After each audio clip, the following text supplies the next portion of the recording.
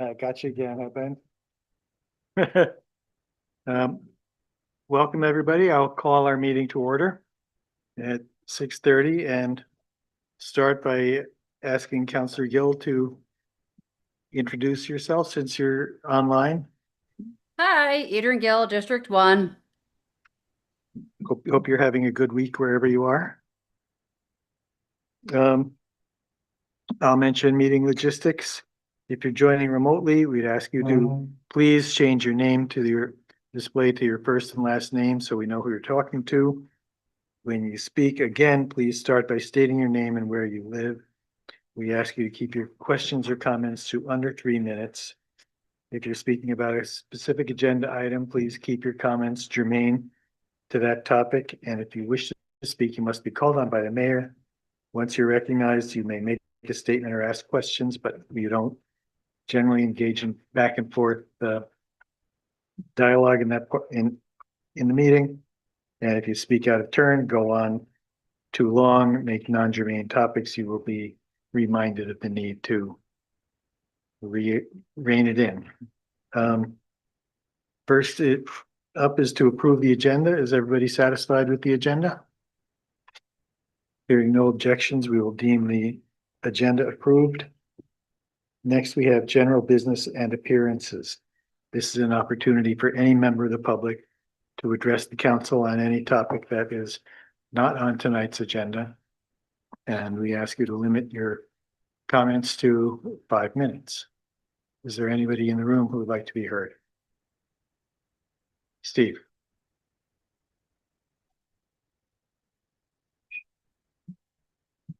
Good evening. I rise tonight to serve this lawsuit on the city and the mayor. Mr. Clerk, please accept these 3 copies. 1 for the city clerk, 2 for the mayor, 1 in his official capacity, 1 in his individual capacity. The filing is not about 1 contract or 1 meeting. It's about a pattern of concealment and circumvention. Decisions made without notice, records withheld without justification, public obligations quietly handed to private actors behind closed doors. The clearest example is the Council's October 8th approval of the Whitenburg Real Estate Advisors contract for the 138-acre Country Club Road property. That contract was approved without required meeting packet materials, without a city manager memo outlining its impacts or intended action, without a sole source justification, without the contract itself ever being shown to the public until 2 days after the vote. We were told it was merely to help draft an RFP. In truth, it grants an exclusive brokerage right to market and sell all or part of our publicly owned land, with commissions on sale, percentage of grand list incentives, and hourly billing at up to $350 an hour. The consultant who was paid to, quote, plan the new site now stands to profit from selling it. That's not public planning. It's a privatized speculation of public assets, like they do in Russia. The adopted City Plan 2025, already under challenge, references Country Club Road, but contains no actual plan for it. The so-called actionable plan by Whitenburg was never incorporated through any statutory process, yet it's being treated as if official. That's how our planning has been corrupted. Community vision replaced by consultant control. The secrecy was complete. Public records requests filed on September 29 were still unanswered when the council entered executive session, a session that has no lawful basis because there were no ongoing negotiations, only a finished contract awaiting approval. The public learned the truth only on October 10th when the contract finally appeared, identical to the September draft. The same disregard appears elsewhere with the Recovery and Resilience Commission, led by Councillor Ben Doyle, functions as a shadow government, spending public funds, hiring consultants, conducting city business outside the reach of open meeting and public records law. It even commissioned a private emergency preparedness plan for the city, written behind closed doors, then simply adopted by the council. Emergency preparedness is not a boutique consulting project. It's a core duty of government. Outsourcing it to a black box is abdication, not innovation. We see it too in police accountability. The so-called police review committee on which Jack McCullough sat was structured to forbid looking backwards. When we refuse to examine past misconduct, we guarantee future misconduct. The city's continued denial of a fatal dispatch error shows the cost to that blindness. Even the right to public records has been turned into a paywall. Through inflated search and copy fees, the city has built what some residents call the Whitaker fee structure, pricing citizens out of their right to know. When oversight costs hundreds of dollars per request, transparency becomes a privilege, not a right. And here in this very chamber, the pattern repeats. Residents are hard cut at the timer clock while favored voices are indulged. Councillor Jim Sheridan admirably fought to extend comment time from 3 minutes to 5 minutes, yet selective enforcement has hollowed even that. People tell me, why should I speak? They don't listen. That cynicism isn't apathy. It's what happens when government pretends to listen while closing its ears. The pretense is corrosive, a quiet cancer on our democracy. Mr. Mayor, that's addressed to you. If you're paying attention. Mayor McCullough, you are a practicing attorney. You know the difference between confidentiality and concealment. You know that good faith requires transparency, yet you presided over a vote that excluded the public from the facts, then defended it as business as usual. This lawsuit exists because when every other door is closed, the courts remain open. It's not vengeance, it's an act of civic repair. The people of Montpelier deserve a government that does not hide its contracts, outsource its duties, or sell its public lands without consent. The buck stops here. Thank you. Is there anybody else in the room who'd like to be heard? Yes, come on up. I'm here to speak about connectivity issues to the Country Club Road site. I'll quote from the actionable plan back in June 2023. In the due diligence section, there was attention to be paid to access and connectivity, noting several things. Key concerns of citizens was access to the site for the recreation, community amenities, as well as the new housing. That the city should consider multimodal transportation options, so for youth, seniors, and those with mobility limitations. I'm actually not an owner of a car. I'm in a household with 3 persons. I'm the only one that can drive. We don't have a car. I have a personal interest in the issue. That same section cited that the city should initiate this work in advance of issuing the development RFP to look at the possibilities. Are we talking about expanding MyRide or shuttle services? Can we leverage new technologies or alternatives? I have in mind car share and bike share, my personal agenda, but also working with the Complete Streets Committee on the bike share study that is forthcoming. The idea of those is to limit the burden, the traffic burden and the number of single occupant vehicles, idea being to reduce emissions. And this is the purview of several committees. Energy, as well as housing, as well as transportation, infrastructure. I've served on that for several years. Complete Streets Committee, I've served on that for several years.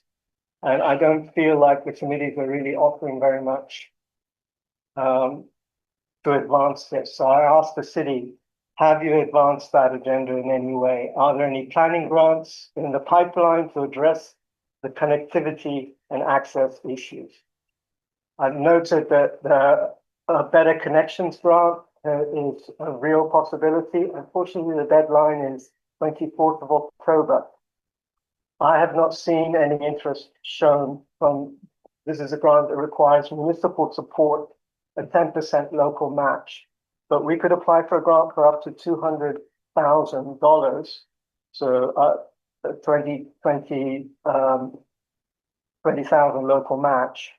And I personally, offered support for the Better Connections application. So you know about that a couple of times over the course of a month.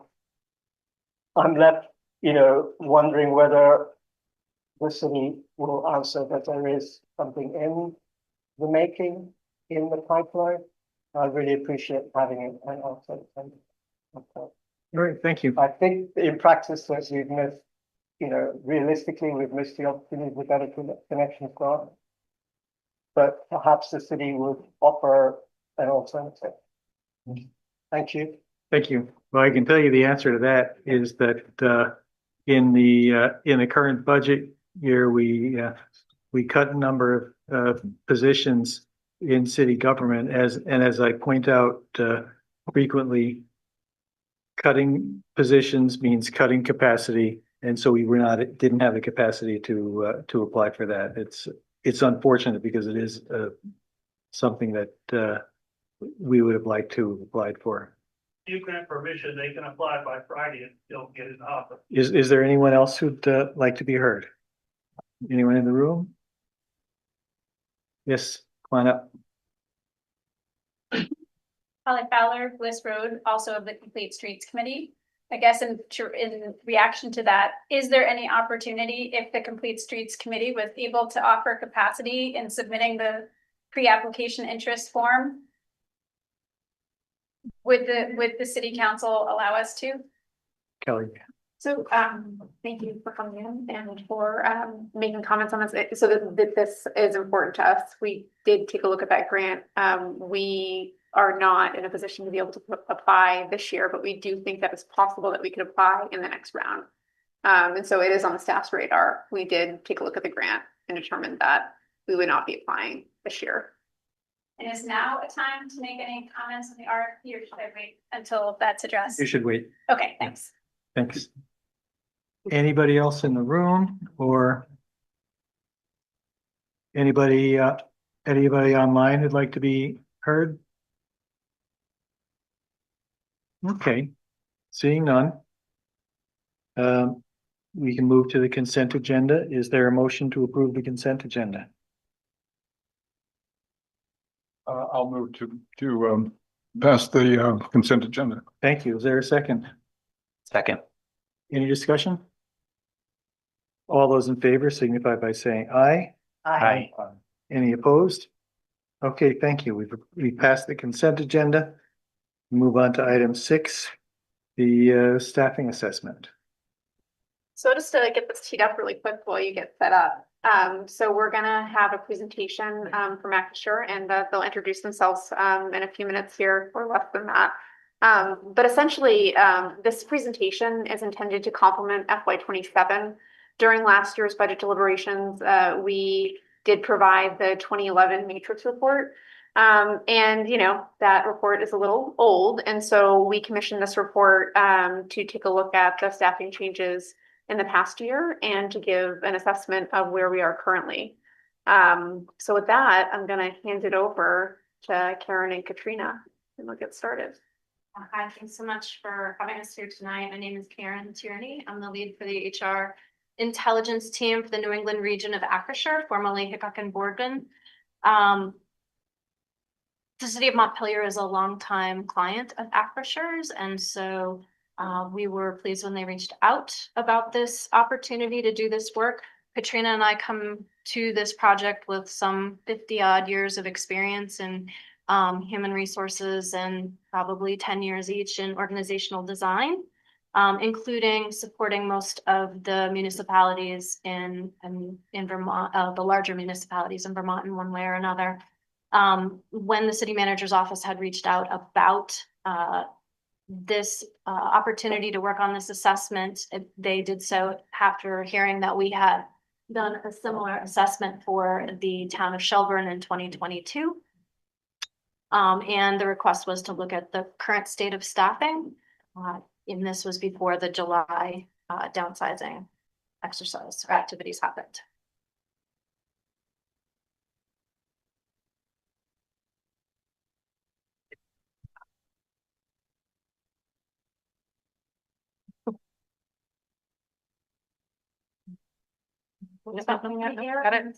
There we go. So briefly, the agenda, we're going to run you through these quickly. Purpose, we're going to talk a little bit about the context in terms of demographics and talk about methodology, and then get to the findings and recommendations, and hopefully have a little bit of time for questions. This was, again, this is a brief presentation. Hopefully you've had a chance to take a look at the report.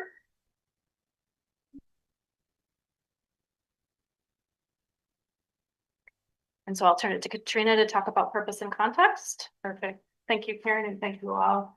So Montpelier's been operating with a leaner staff for several years. And one of the concerning pieces with that is that expectations haven't decreased, right? They're coming from us internally, externally, those expectations have stayed the same. Your departments are still doing all the essential functions that they need to do. They're just doing it under a lot more strain. And so, we started out by asking, what's working? Where are we stretched too thin? Where do we have, I use the term a lot, and the staff behind me will know, pain points. Where are your pain points when we look at that? And what does it take to sustain the level of community expectations that are placed upon the employees of the city of Montpelier? And so it wasn't,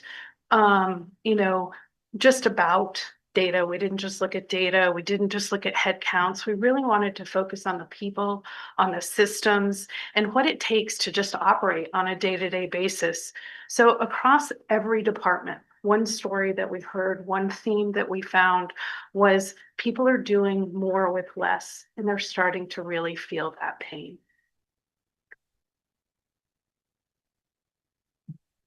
So when we look at the demographics, this isn't shocking to any of you, I'm sure. It's a story of stability. You've been hovering right around 8,000, that population mark for the past 2 decades.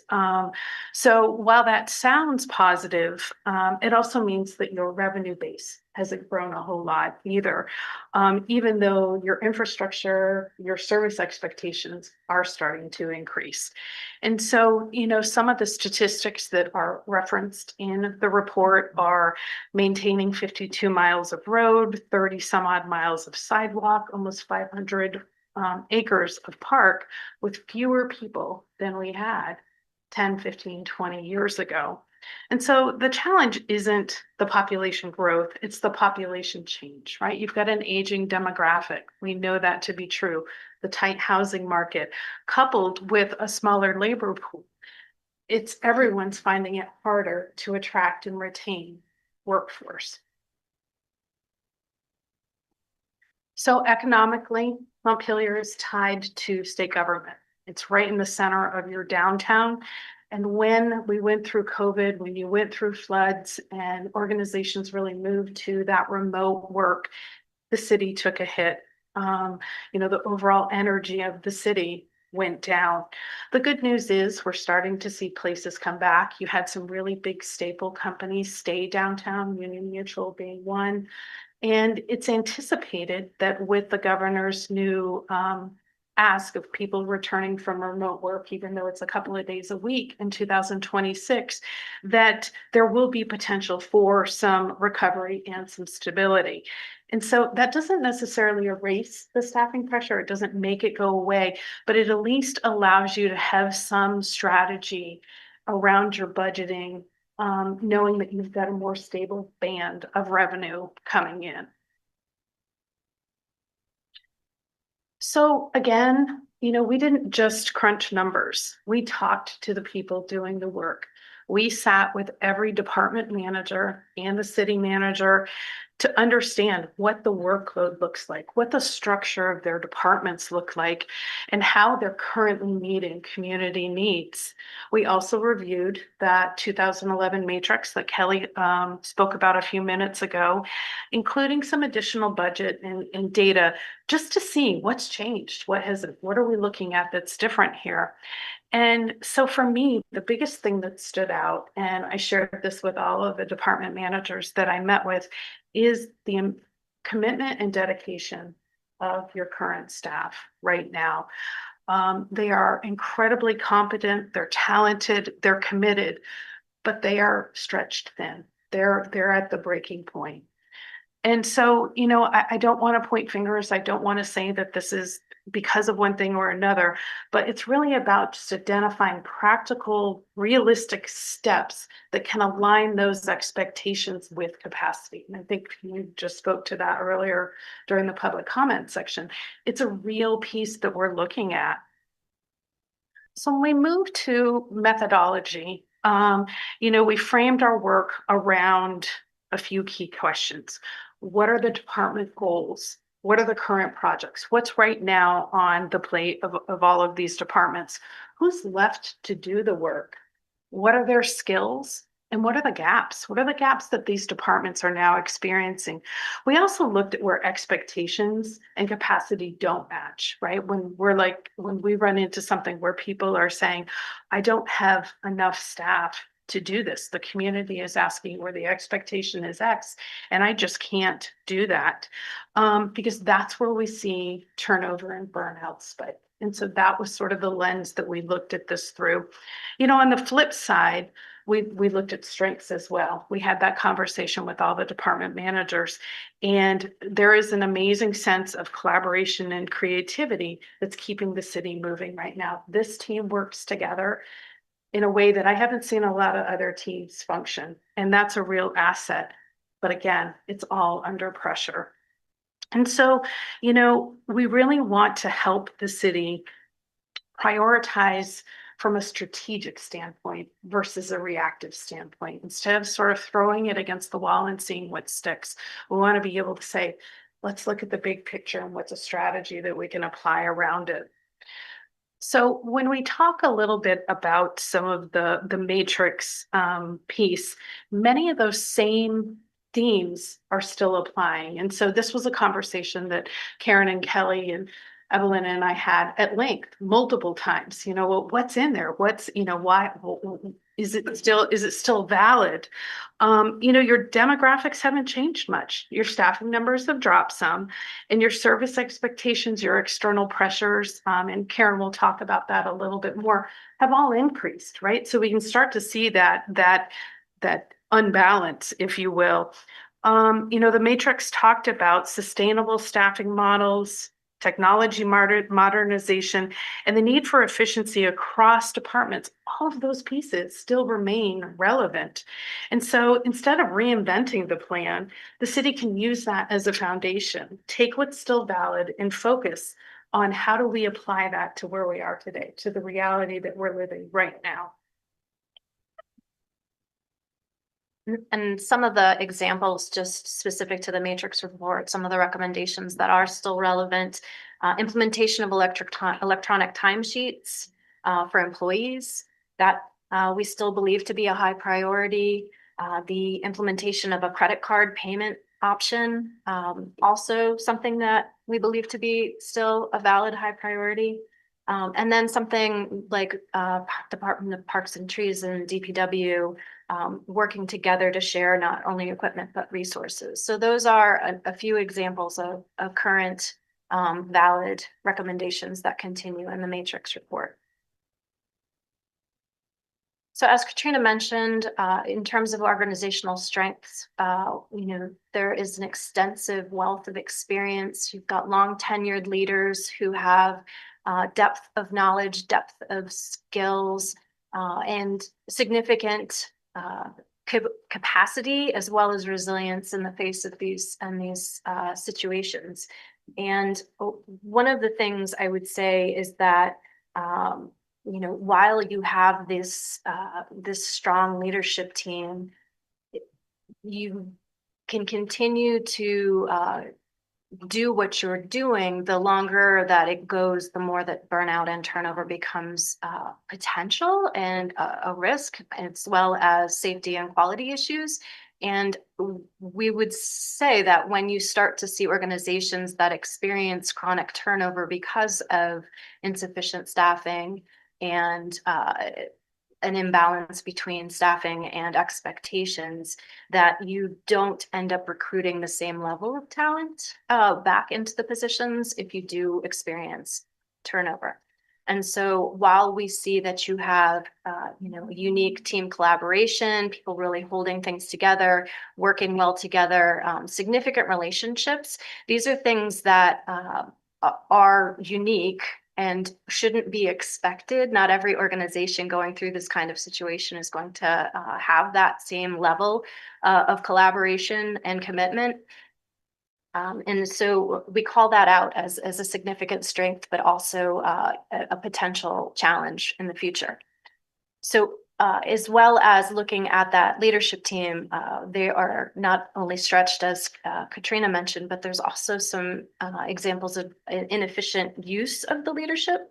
A couple that we would refer to specifically looking at DPW and fire, the leadership spending 6 to 8 hours per pay period, looking at timesheets. And then in terms of police and fire spending, their leadership spending time on things such as covering patrol and administration. So again, you have this depth of experience, you have these skill sets, and they aren't able to be focused where they could potentially benefit the organization at the highest level because they're covering in these other areas that lower level staff positions used to cover. You have some outdated technology systems, and this was something that was referenced in the Matrix report from 2011. One being NEMRIC, which obviously is not something that Montpelier can control because that's a state system, but there are examples of systems that are still opportunities to be looked at. Recognizing, and you'll see this in a couple of different places in the report, and I'll touch on it again later, that anytime you talk about system implementation and technology, you need to have setup, training, a learning curve in terms of individuals getting used to learning the systems, and then there's the optimization phase. And so all of those things are even more difficult when you have limited resources and folks that are already stretched covering on other situations. And so in terms of the persistent service level strain, we saw that across critical departments, but we saw that across most departments. And while I think you'll see in the report, and it should be expected that the focus on these emergency services is, brings safety concerns and is likely the first priority. You can't have an imbalance across the organization without sufficient administrative communications. We talked about development and grant writing skills. When you don't have that, it doesn't support these other parts of the organization that are, again, doing the emergency services. And so while, one might say that at least we're covering the emergency services, over time, and I'll tell you that Katrina and I have this conversation with a lot of organizations, you can't continue to win the battle with quantity of work if you aren't keeping up the quality. And so the one thing I just wanted to mention here in terms of the service level strain, we heard a lot about the different committees and commissions and the hours of the month that are required in order to make sure that these meetings are covered, and that the leadership team is really stretched without capacity for new programs, which is hard, right? Because every time, to me, that is a fundamental aspect of any sort of government, is having task forces and committees and commissions that can do great work and come up with great ideas for how to move things forward. But if those great ideas and initiatives can't actually move forward because there's no one else to do the work, or a little bit is done here and there, then I think that overall it ends up being a detriment to the organization. So aren't able to sufficiently staff these commissions and committees, and one example being the short-term rentals program, which came up through the housing committee. You don't have the capacity to manage that program. And so what you will find, and sort of spoiler alert, is that if you want this program, then what are you not going to do? And that the message being that to the mayor's earlier point, that when capacity constraints are an issue, you need to make decisions intentionally, be selective about where you apply your limited resources. And in terms of leadership of an organization in today's modern work environment, that is a critical need. Montpelier is not unique in having limited funding and limited staffing and financial strain and staffing and workforce strain. And so how you move forward is again, we'll talk about this, but again, thinking to leadership and how you are intentional about your resource allocation.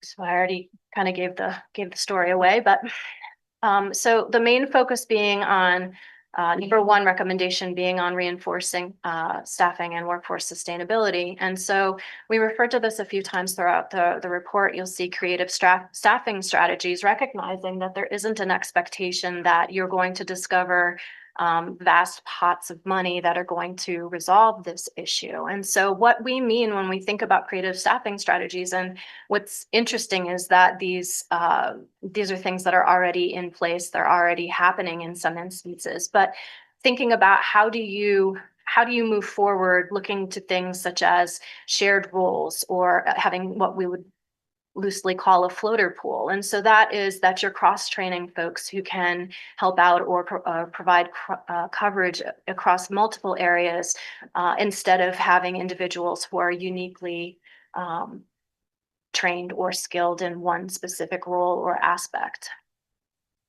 Feeder pipelines, and this is something that I've seen other organizations do well, where you have a position in the organization, you bring new individuals, new talent into the organization, have them spend some time learning the organization, and the organization gets to learn the skill set, the strengths, and then moves that person on into a harder to fill position once there's been some initial period of introduction, of orientation, and determination of what seat on the bus needs to be filled. And so these are things that could be an intentional or strategic focus. In addition, all of these things benefit from a different look at how you do your recruiting and staffing, and making sure that you are focused on staffing and onboarding for agility, folks who have an aptitude for learning, folks who have an ability to tolerate change, limited resources, and are nimble and have the ability to shift and adapt. Number two, prioritizing and focusing resources. So when it comes to this kind of a situation, how leadership can really succeed, and when I say leadership, I mean not only the administration, I mean with this council as well, is focusing on the processes. So what are the priorities? Where are you focused? And being very clear and aligned on what the city will do and what the city will not do, and who will be doing it, and when it will happen, and how it will be happening, so that there is clarity. In order to assist with that, which we recognize happens in many different forms across the different departments, but having a centralized or a uniform prioritization inventory of some sort that contains the list of projects or requests that can be a focus for decision making around where you are going to allocate those resources. And one, creative idea that I think has been in the works before is looking on how do you bring together folks from across the different departments to come up with creative ways in thinking around problem solving and tackling different projects that are outstanding. Am I on time? Okay. Then thinking about long-term financial and operational stability. Ultimately, we looked at and we saw that there were different opportunities across the different departments to think about how to do cost recovery and how to think about sustainable funding. We've already talked about development and grant funding. Grants are great. There's lots of them out there. They're a lot of work. It's not simple to apply for. It's not simple to even find them. And so that requires some level of staffing. Other examples in the city clerk's office, building and code enforcement division hasn't been able to generate revenue to cover operational costs. And so looking at fee structures, processing efficiency, service demand patterns in order to come up with a more sustainable financial model. When we talk about water and sewer, we have the resident, non-resident fee structures that could be looked at, and evaluating online payment processing to reduce manual deposit handling. And reducing manual processes, again, I talk out of both sides of my mouth on this one. You want to optimize, and you want to use technology wherever you can, recognizing that requires cost and staffing in order to implement. Which takes us to modernizing the technology and processes. Some of the technology that we identified, we're focusing on HR, payroll, permitting, and as well as communication. You sourced and implemented SmartGov, the work order system, as a result of the Matrix report. There is a continued need for training, and we see that not all devices are compatible. So even when we say go and find technology that'll help you, it's not a quick solution. It takes time. In addition, system upgrades are expensive.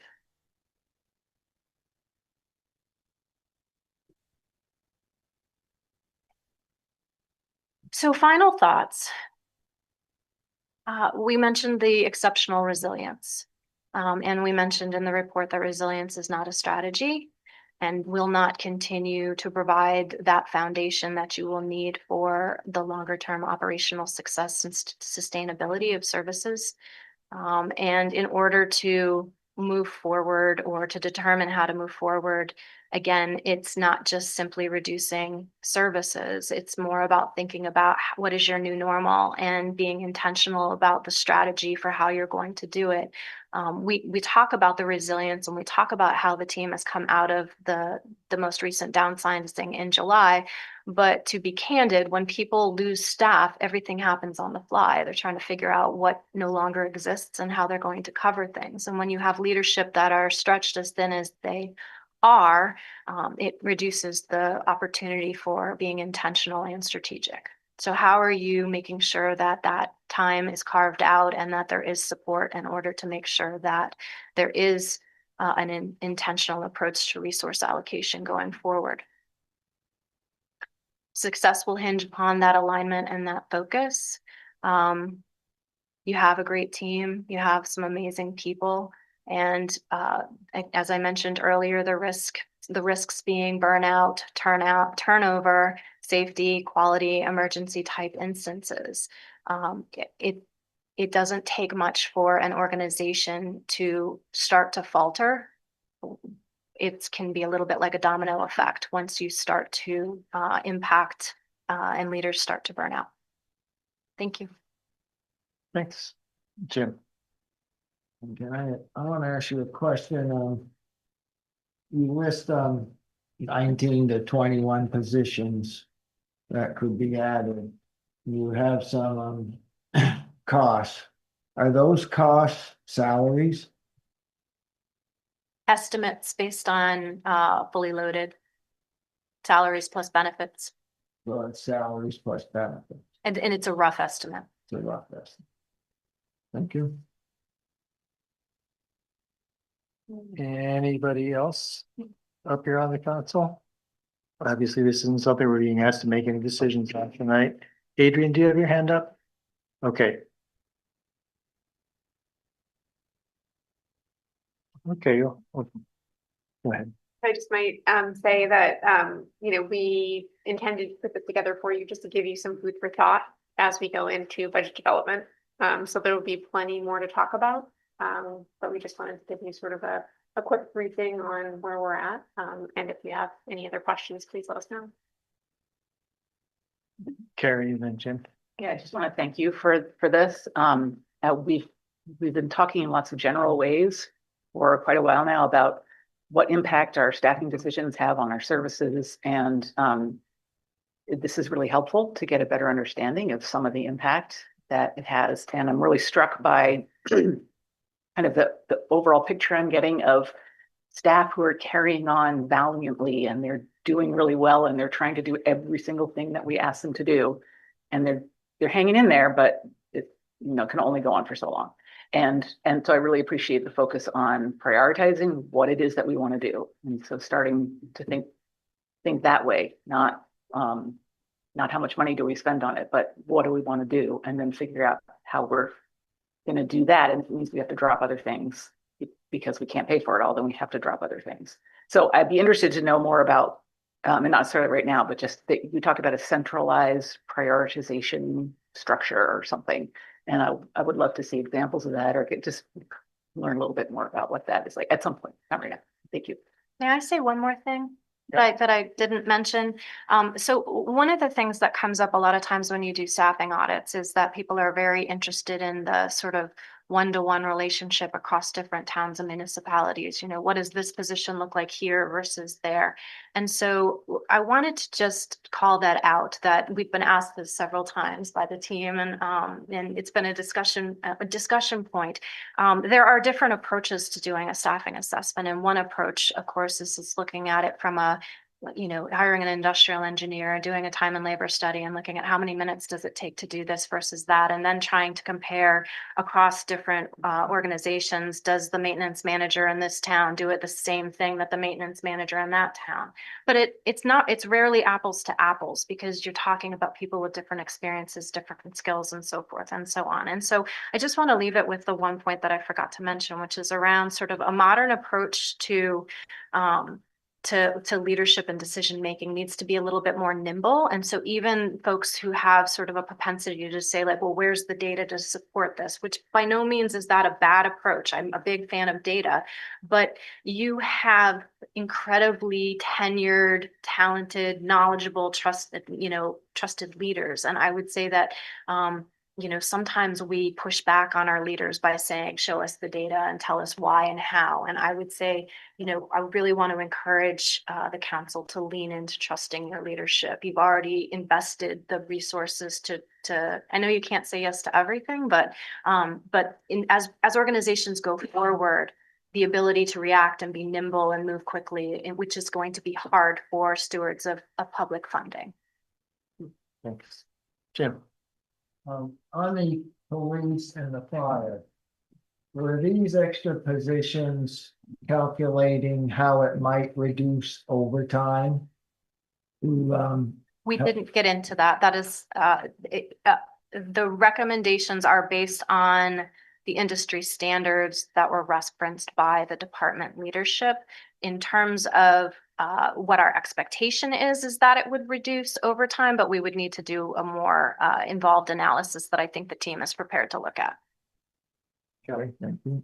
So Jim, if I might also just speak to that a little bit, it's something that we did discuss in reviewing this report, knowing that we do have a heavy reliance on overtime and also knowing that we need people.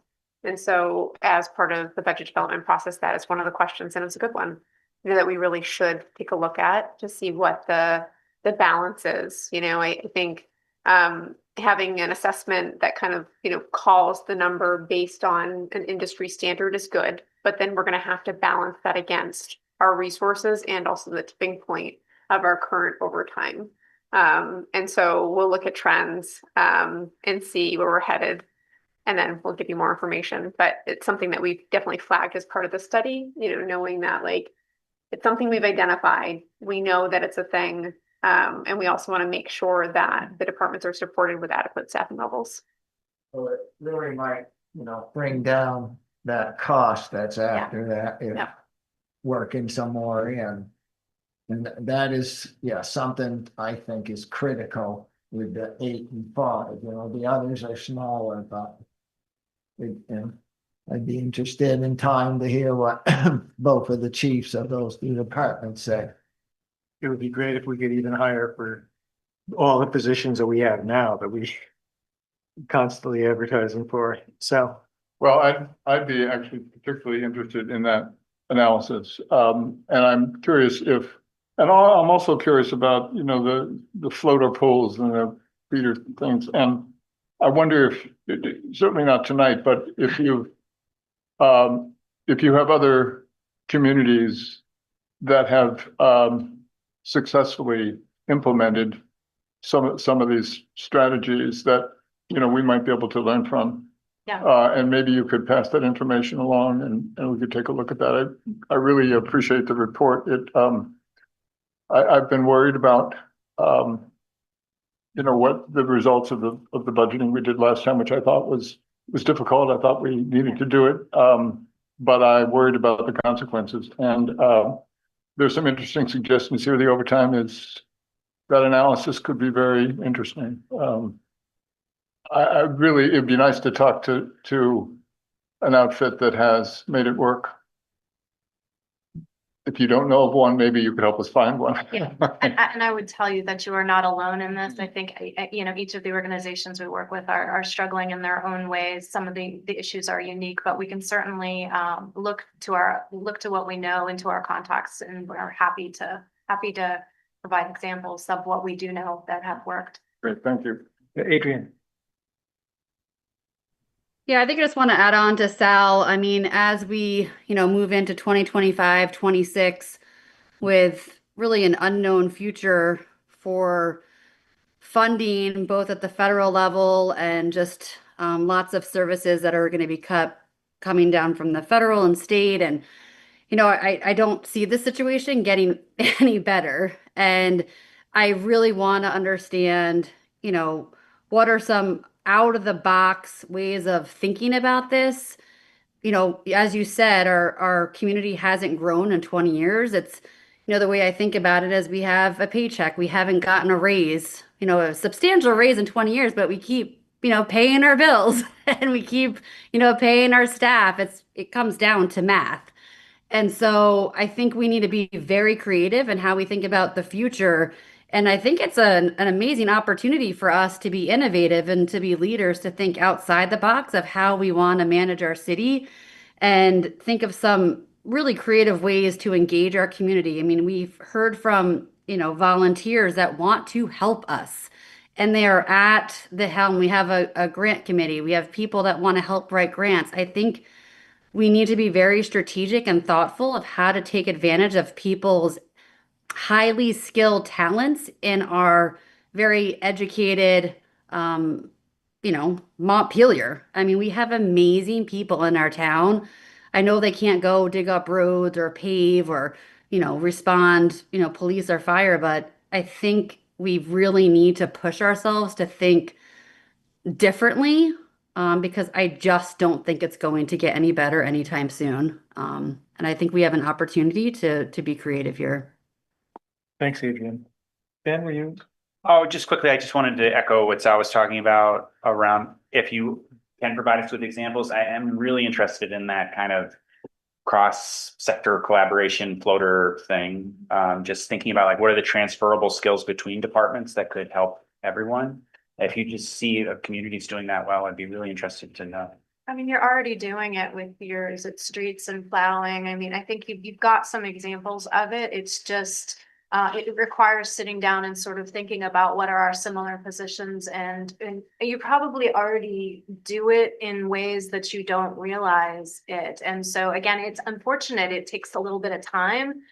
We certainly can ask about what other organizations we work with, if they're doing it in any specific way, but I would really encourage the leadership team to get together and sort of to think about it. And it doesn't have to happen all at once, but I think that it's how you build your programs going forward. We're going to hire for a position that has these skill sets which could be applied here.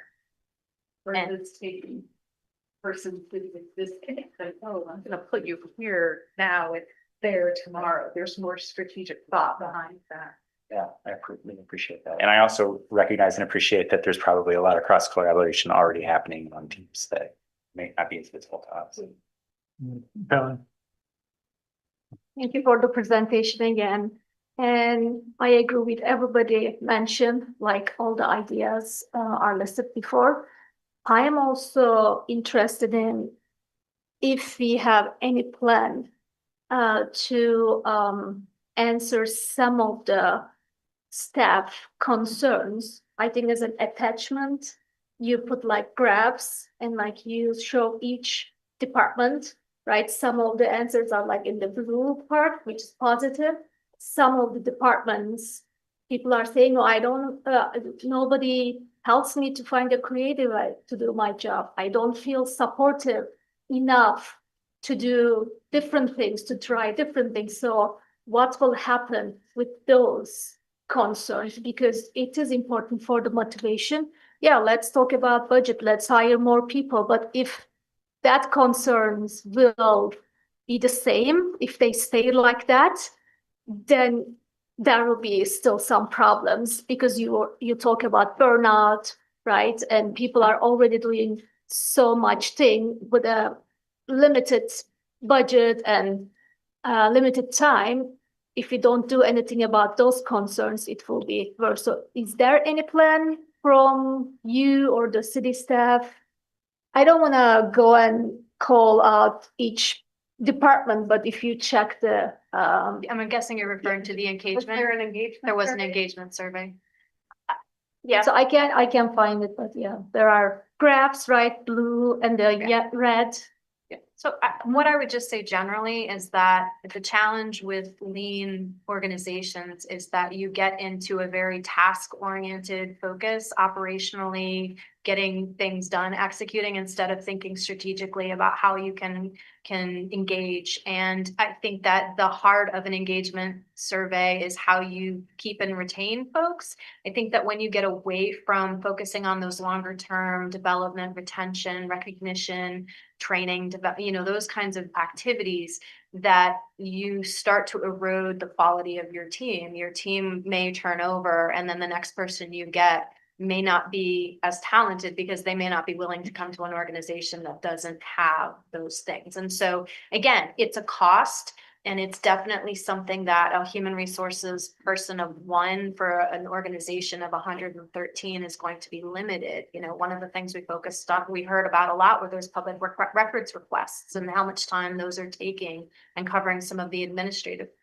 So again, I don't want to beat a dead horse, but resource prioritization and allocation. And while human resources may not be as critical as some of the other emergency services, when it comes to these types of periods of time of change, ambiguity, uncertainty, turnover, transition, your human resources and leadership are really going to be key to making it through it in a way that's positive. Okay, thanks. We'll take some public comment. Dave Bellini, you've got your hand up. Hello, everybody. Dave Bellini, District 3. Thank you for the report. I did read some of it myself before this meeting. I agree with, I think, everything I've heard. But what I did hear was just things I've heard working for state government for 4 decades. I mean, what these ladies are talking about is just basic management 101, competent management. This isn't new.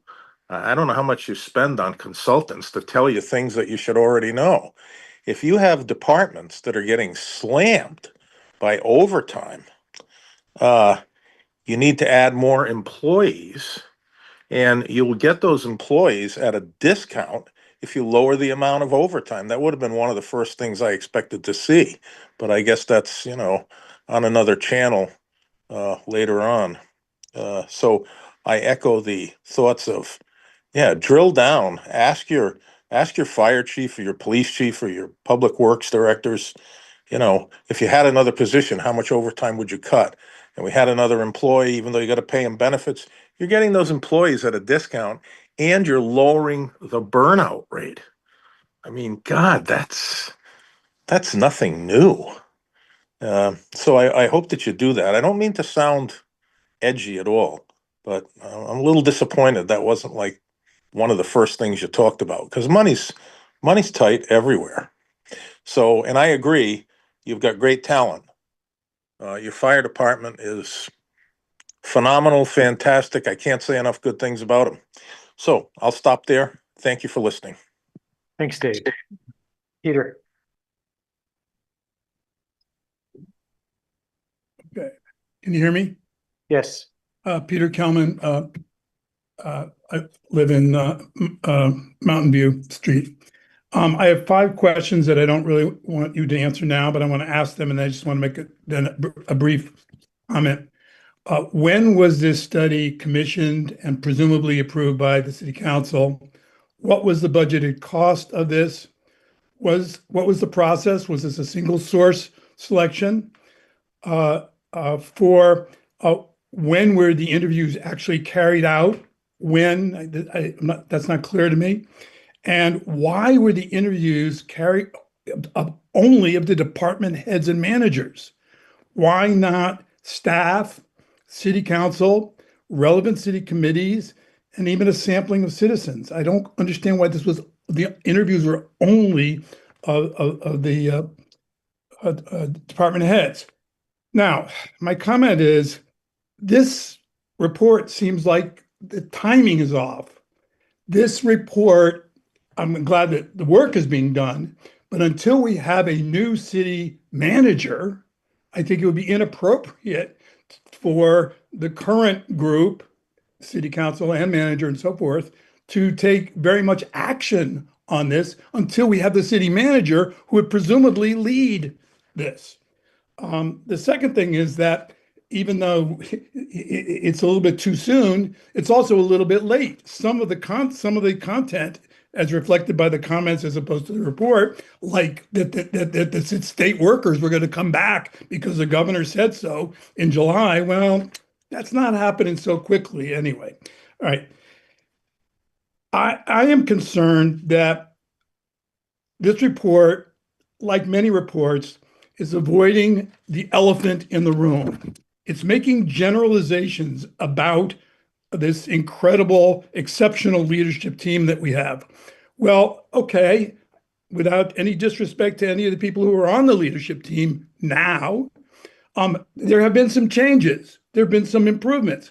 But this leadership team was not the leadership team over the last 15 years since the Matrix was done in 2011. If we had such an exceptional leadership team, why have we come to this pass? 2011, it was 15 years ago, thereabouts, recommendations were made that did not come to pass. So let's not go overboard in generalizing about this exceptional team. Not everybody is exceptional. And when people aren't exceptional, that can cause disruptions. And when people are, I think the term used was, there's a lot of trust. What goes along with trust is loyalty. And sometimes what goes along with loyalty is not good, healthy. Thanks, And Peter. It's your 3 minutes. Elephant in the room. Thank you. Can I add one sentence? Yes. The document I was referring to is Appendix B, Employee Survey Summary. Thank you. Thanks. Anybody in the room would like to make a comment?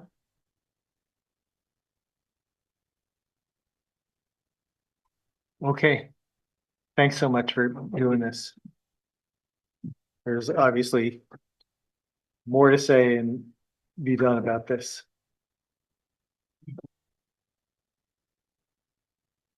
All right. Next up, we have item 7, development of the RFP for Country Club Road.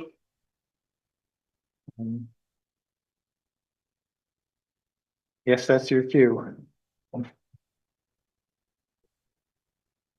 Hi, Stephanie. Thanks for being here.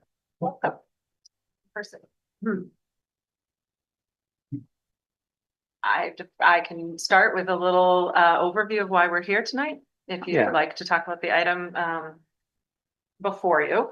So I'm Stephanie Clark. I'm Vice President of Whitenberg Real Estate Advisors. I'm a representative to communities to help communities thrive, to plan their real estate assets, to help them do their best work to foster community engagement and economic development across the state.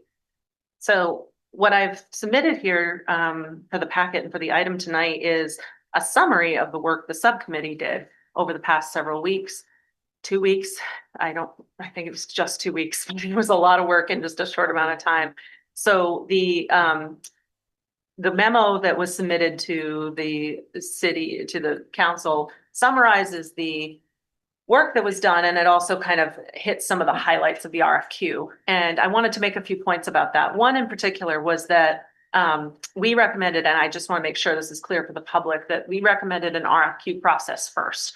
And the reason for that is because the level of preparation that's required for a proposal is quite substantive. And a lot of times what you want to do is get all the interest you possibly can and attract as many different types of developers, development partners to the table to engage with you before you ask them to put tens of thousands of dollars into a proposal for you.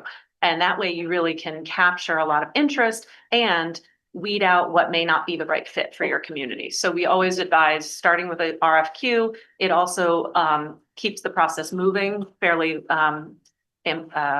expeditiously, and especially when you have a timeline where you want to start identifying who that partner might be, it helps to start with that process. So the RFQ, it starts at a kind of a more of a wider funnel. And so it really intends to give a bigger, give the big picture to the development community and attract folks to submit their qualifications and expressions of interest, and really help them to understand where the city is and also to understand where they are. And one of the things I wanted to point out is that this is just one step. There are several steps on this path. This is absolutely by no means a purchase and sale agreement with a developer. We are not proposing that you're at any juncture where you're going to sell the land today or transfer ownership in any way. There's going to be several steps before that time comes, and lots more opportunities for input and discussion.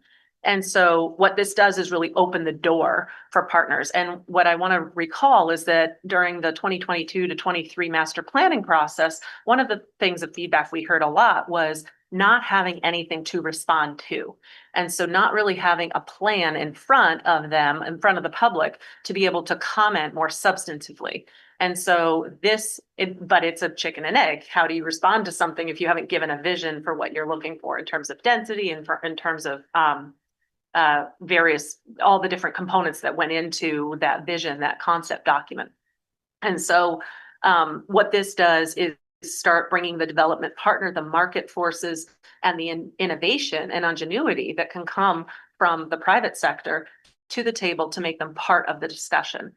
And what I think that, instead of doing things in a bubble, that can be helpful. It's also really important because taking the next steps with due diligence without any kind of concept plan, without actual impacts known, is not effective. You can't get, regulatory review, and you can't get certain approvals and certain due diligence done without having some sort of land plan. So this allows you to take that next step. And then, so in this RFQ that the subcommittee developed, we did it as a process with culling through lots of options and putting together some context and some supporting documents.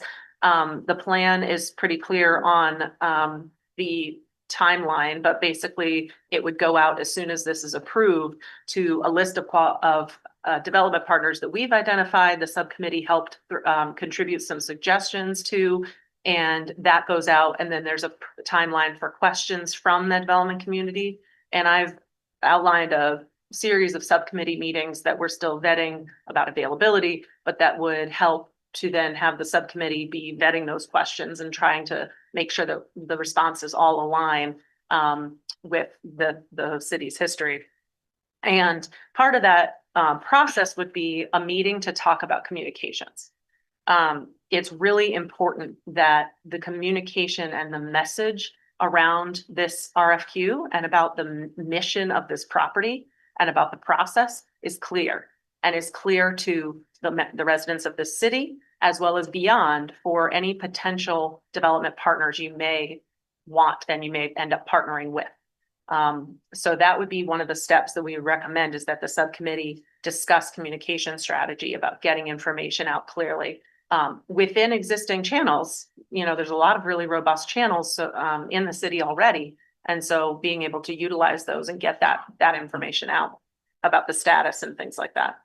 So in addition to the RFQ, I believe one of the asks will be to expand the scope of the subcommittee to continue this work and to continue the RFQ process through evaluating qualifications, creating a short list that comes back to the council for authorization to then invite that short list to submit proposals and to have their involvement throughout that, which I think at this point was not clear. So that would be one of the asks. And I also then included in this memo something about how do we add into the RFQ a little more information about how the RFP process is going to run. Because in the RFQ, there's a typical section where you give them a heads up, what's going to be what's going to be required of them in the request for proposals. So that they have a clear understanding before they throw their hat in the ring that what is going to be expected of them in the proposal process.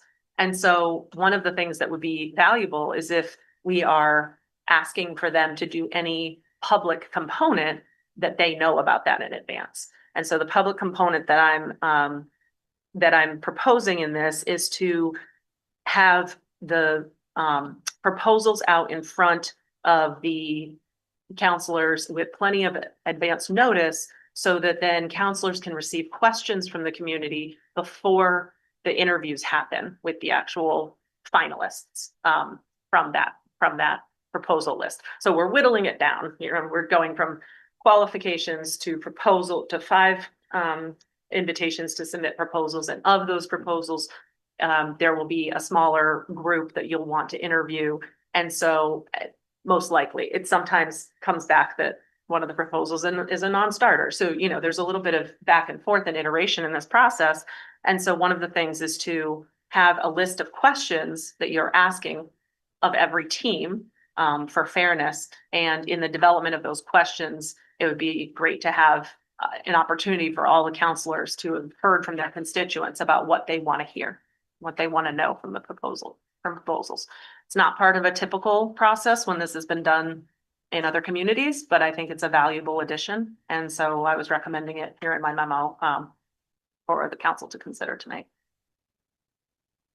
I don't know if there's anything else I need to cover except just answering questions. I think that's a good start. Thanks, Stephanie, and thanks to the members of the committee for the work you put into putting this together. I think it's very thoughtful, and it's getting us, as you said, another step along the process. And, you know, when Tim Heaney was on the council, and he's not on the council anymore, one of the things he kept saying was, well, we don't know anything until we are talking to developers to see what they think they can build and what they want to build. And so I think this is getting us closer to that point. Helen. Yeah, thank you for the presentation, and I will echo Jack. Thank you for the subcommittee. All their work. I know you used to meet like 8 a.m. like in the morning, then just go and do your work. It's really lots of sacrifices, right?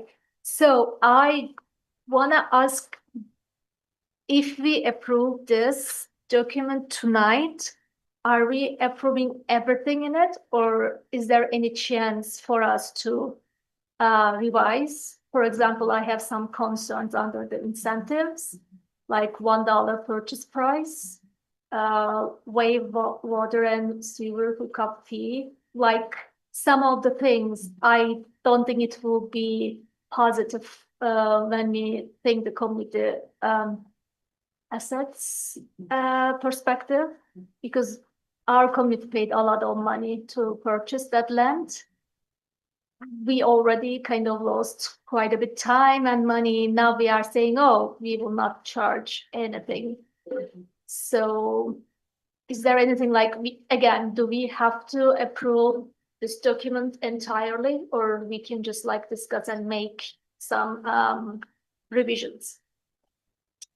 I don't know necessarily the protocol or procedure on that, but you can do live edits. Is that what you're saying? Yeah, I think so. I mean, that's not my expertise about your procedure on that particularly, but I can speak to some of those concerns that we talked about in depth at the subcommittee meeting, but I can also defer to others if, you know, it's up to, I did make those recommendations, so I can explain why I made the recommendations, and then if you have other things. Okay. So also, yeah. Most of the public couldn't attend that. Yeah. So it will be great. Sure. Absolutely. Yeah. So there's, the rationale behind any of the components is, you know, fair game to talk about for sure. So when we look at these incentives, when we think about what the goal is, the goal of this process is to make housing doable here. I'm not even going to say affordable. I'm just going to say doable, possible. What we're seeing statewide is the inability for anyone to build housing without subsidy. Outside of Chittenden County, it's mostly second homes or big big mansions that are happening without subsidy. So what can we do and this is not unique to Montpelier, this is every municipality that has any land asset is looking at how do we do something to get housing built.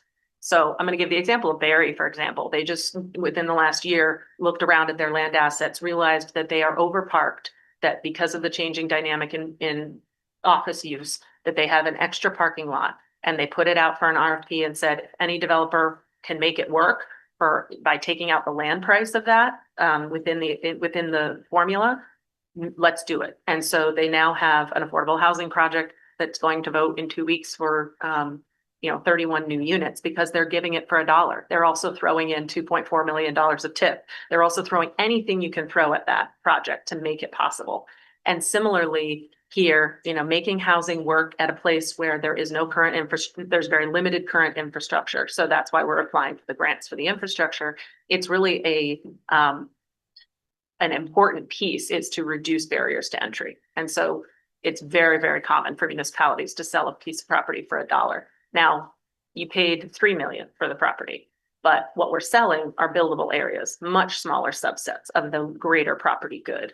And so the greater property that's going to continue to be used for recreation, for conservation, for active and passive recreation is the investment, is part of the investment. But you're also investing, you're actually acting as an investor into this housing project by going with a $1 purchase price. And that can be a real incentive. It's why developers are going to pay any attention because they're going to look at it versus this or somewhere else they could buy land. If it has a price tag on it, this other property that has a price tag of current market value versus this property, well, maybe I want to go here. And that's the asset. That's one of the things you have to offer. So it's one of the arrows in your quiver. Then the water sewer is similar. I will just ask follow-up question, one more question. So I know you discussed this in the subcommittee meetings, but probably this, just for the public knowledge. Is there any other incentive we can offer for the purchase price than the $1? Sure. You can offer anything. I mean, you could offer $1,000 or, you could do some nominal fee. I mean, it's really there's the important piece is to say it's under market price, to make it competitive with surrounding areas where it might be cheaper to build. It might be, higher demand. Who knows, somebody from Chittenden County where they can get higher rents, which is just the reality of it is, that could be the competition. And so what you're trying to do is trying to make that even out a little bit, but could you do a higher number? It's up to the council. Yeah, my point is if we just do not have that one, but offer other ones, this land will be still Other incentives. attractive to developers. Like, is this really, really the most important thing to attract the developers? Yeah, it's one of them. I mean, it's definitely one of them. It's one of the only options that a municipality, because you cannot do certain things. You can't completely take away, you can't guarantee they won't go through Act 250. You can't guarantee certain things where you could take away other barriers. This is one of the only barriers. So that one of the only levers. There's other levers in there. So if you take that out, is it still competitive? It's less so. Yeah, thank you. Thanks, Adrian.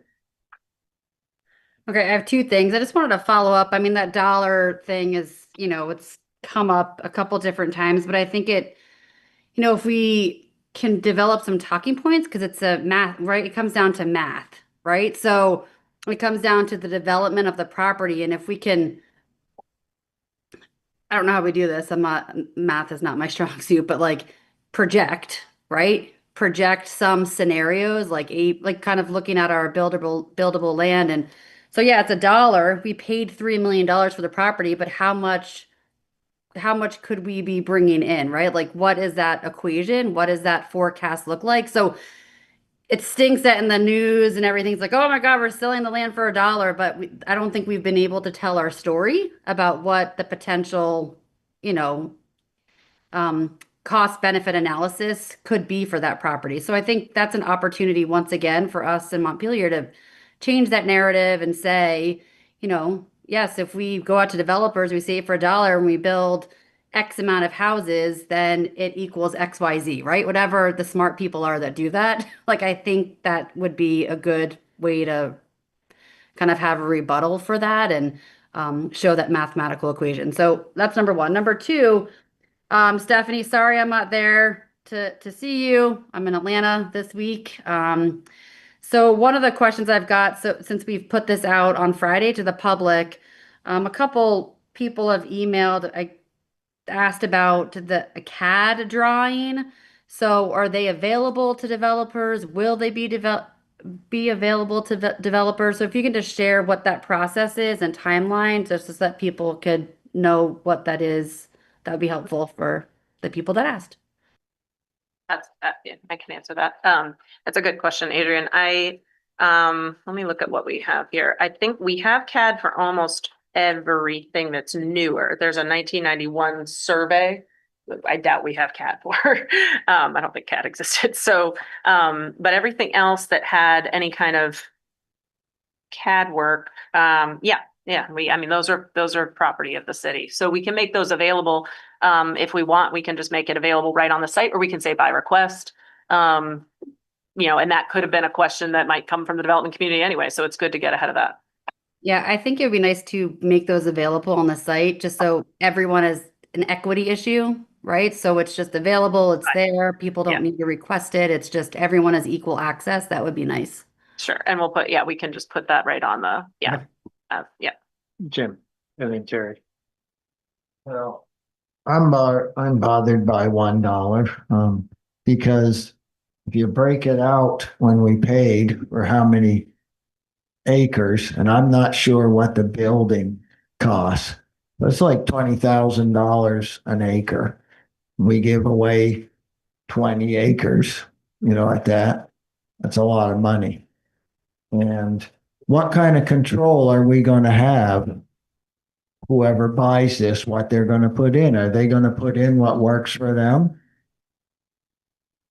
I can answer that. I mean, that's what the whole proposal process will be. So the proposals will come back and show what their vision is. And then that's when the city has the opportunity to weigh in and say yes or no. And then it does need to go through zoning and, development review. And how much has to be like subsidized housing? Well, if we do get the CDBG DR money, there is a requirement for low to moderate income that's within a range that we have identified here. But that's also dependent on the phasing of the project. So right now, the 20 acres within the buildable areas is that we've asked for the proposals to come back and say how many of those areas versus not do they want to have. If somebody could come back with a phase proposal that shows all 20 acres of buildable areas, somebody could come back with just a first phase, which could be all low to moderate income. But maybe the first phase is entirely market rate duplexes and triplexes. We don't know yet. So we have no clue of really how much this is going to bring in for our tax base, because I know in this community, there's kind of a myth that, well, we can build our way out of a tax problem. And that's never happened in quite a few years. We've done building and it's never changed. In fact, the tax problem has grown. I think the only way we can build out of it is by having millionaire homes and filling them with millionaires. I don't see a lot of what we're going to do is going to bring us a lot of money to offset what we paid, plus all the things we're giving up, plus we got to pay you.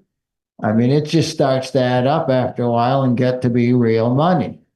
Now, what I would like to ask is, are you in control of anybody who comes up and says, gee, I want to get 10 acres for $1 to do something else? How does that work? To do what exactly? Well, say I wanted to buy 10 acres myself for $1, donate it to a church so that maybe they could use it to put land for, and it would be even undevelopable land. And they could use it for maybe to say, because I'm going to go back a little bit. when we cleaned out Confluence Park, there was no place for them to go. I suggested a couple places for the unhoused to go. Nobody picked up on it. So we could use a corner of this for unhoused camping, because if it's undevelopable, all you have to do is maybe lay down a tent or a sleeping bag. It doesn't have to be big flat areas. And we could possibly find some way to help a church that had all kinds of tents around it to at least have some land where these people could be told, hey, this is where you can go and you don't have to get chased around all the time. So the process would be that they can choose, that proposals can come in for the buildable areas only. So it's only the buildable areas. We're not talking about any of the other areas. And if So how somebody does came that in, work for the other? Jim, please let her answer your question. so, they would come in with proposals for those buildable areas. The remainder of the property stays within city ownership. And then that city ownership is however the city wants to steward that. In the actionable master planning process, it was decided it would be for passive and active recreation and conservation. So then this would be only for those developable areas, and the buildable areas are if somebody comes forward with a proposal and we decide to go into a development agreement with them, that development agreement has restrictions and binding covenants that connect the work that they're going to do with what they said they were going to do within a range, of course. No, Carrie, I know I called on you, but Sal says he has an answer to the other question. Well, we made a considerable effort numerous efforts to get an answer to the question about how much affordable housing would be required. And the most recent information that I have, and I don't know, Mike, maybe you have more information, is that it's tied to it's a calculation based on the amount of HUD money that we receive for infrastructure. So it's not an infinite percentage or a percentage of an infinite amount. It's a percentage specifically of the amount of money we get from HUD. If we get $10 million from HUD, we would use a calculation based on the average price of a unit, and a percentage of 20% of that would need to be affordable. Is that a fair description? Yes, Mike Miller, Planning Director. So yes, and the calculation would come out for the 8 million. I think we calculated it would be probably in the range of 16 units. 16 units, yeah. So we may build 100 units, 16 of which would have to be affordable. If you built 300 units, 16 would have to be affordable. If you only built 32, 16 would have to be affordable. It's a fixed number, not a percentage of what's coming. Thanks, Mike. Thanks, Mike. Carrie. Yeah, thank you. So I wasn't on this subcommittee, but I really wanted to understand more about what's going on. And so I tried to attend as many of the subcommittee meetings as I could. And yes, they were at 8 o'clock. It was a valiant effort. It was really early, but they were all recorded, right? So if anybody wants to go and watch them, they're there and you can watch them. But it was extremely helpful for me. And I was really impressed with the way the whole process ran. I felt like the combination of the expertise from White and Burke and the staff and the counselors who were there, who were really kind of weighing everything. I thought it seemed like a really good process. It was very educational for me.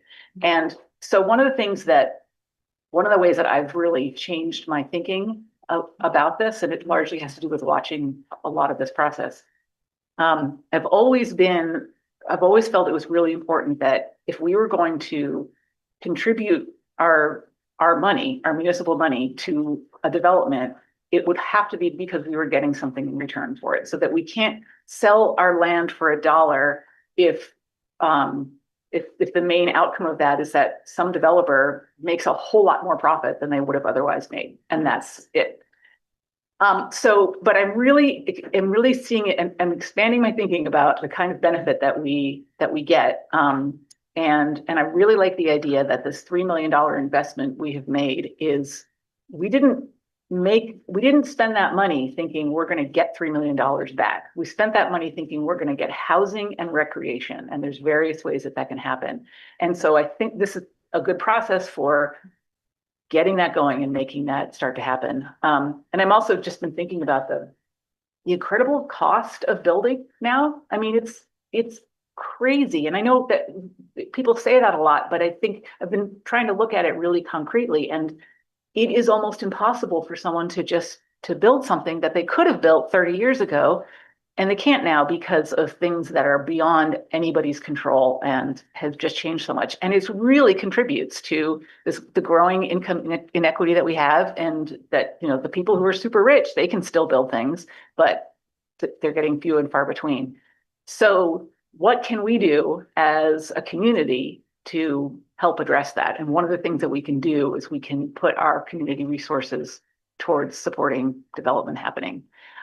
And all of these plans that are in here, they do involve some level of affordable housing or workforce affordable housing, which I really appreciate that being specified in there. So it's not, you know, it's more about people being in the, how much is the median income of the community. So it's not tied to, anyway, it's more practical, I think.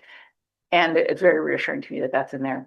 So I think if we keep all of these incentives in here, even though we're not going to get our $3 million back, we're going to get housing and we're going to get recreation. And I think it is worth it because there's only so much that we can do, but we can do things like sell it for $1, like waive water and sewer hookups and all that, those things that are outlined in here.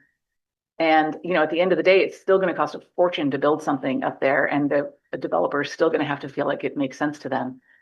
But so I feel very good about it, even though a year ago I probably would have said, no. I mean, I think I have said for other suggestions, we cannot sell our land for $1. But I've really changed my thinking on that. And I have one question, just a process question. Yep. You had said that you wanted to include some more information about the RFP process. And so if we were going to approve this document tonight, how could we get more information about the RFP process in there so that you can get it out? I think, yeah, a great question. I think it's a really good question. I'm thinking about if there was a way. So there's a Q&A period between the qualifications being issued, the RFQ being issued, and the qualifications being received. And when those questions come in, inevitably, there will be questions. We then have the opportunity, we gather the questions and we post all the results so that, again, from an equity perspective, everybody sees what everybody else asked and everybody's getting the same information. That could be a place where we add it. Given that I don't want to make too many revisions to this as is today, this conversation will be on the record. So anybody who's following this process who might be interested in to submitting a quals could be watching this video and see, you know, this conversation. Okay, there might be some public process. So what we may do is, as a subcommittee, make that recommendation about how we phrase that, and that we don't bind ourselves to anything until we're issuing the RFP, but make sure that there's language that we put out to the community, maybe in a Q&A format, to let them know. It's more of like you will find out in the actual RFP process that there will be a component where the public is being asked to provide you with further questions. Ben, did you? Yeah, I probably noticed your hand kind of a long time ago. Yeah, that's all right. Just a couple things I wanted to say. One about the dollar. I really appreciate that, and you know, I do think about the example of Barry and really communities across the state using the $1 thing, that it sends a signal of we are going to partner with you in a way that I think asking, you know, to try and recoup the cost doesn't send the same signal. And I just think about the M&M beverage lot that we've tried twice now and had a failed RFP process.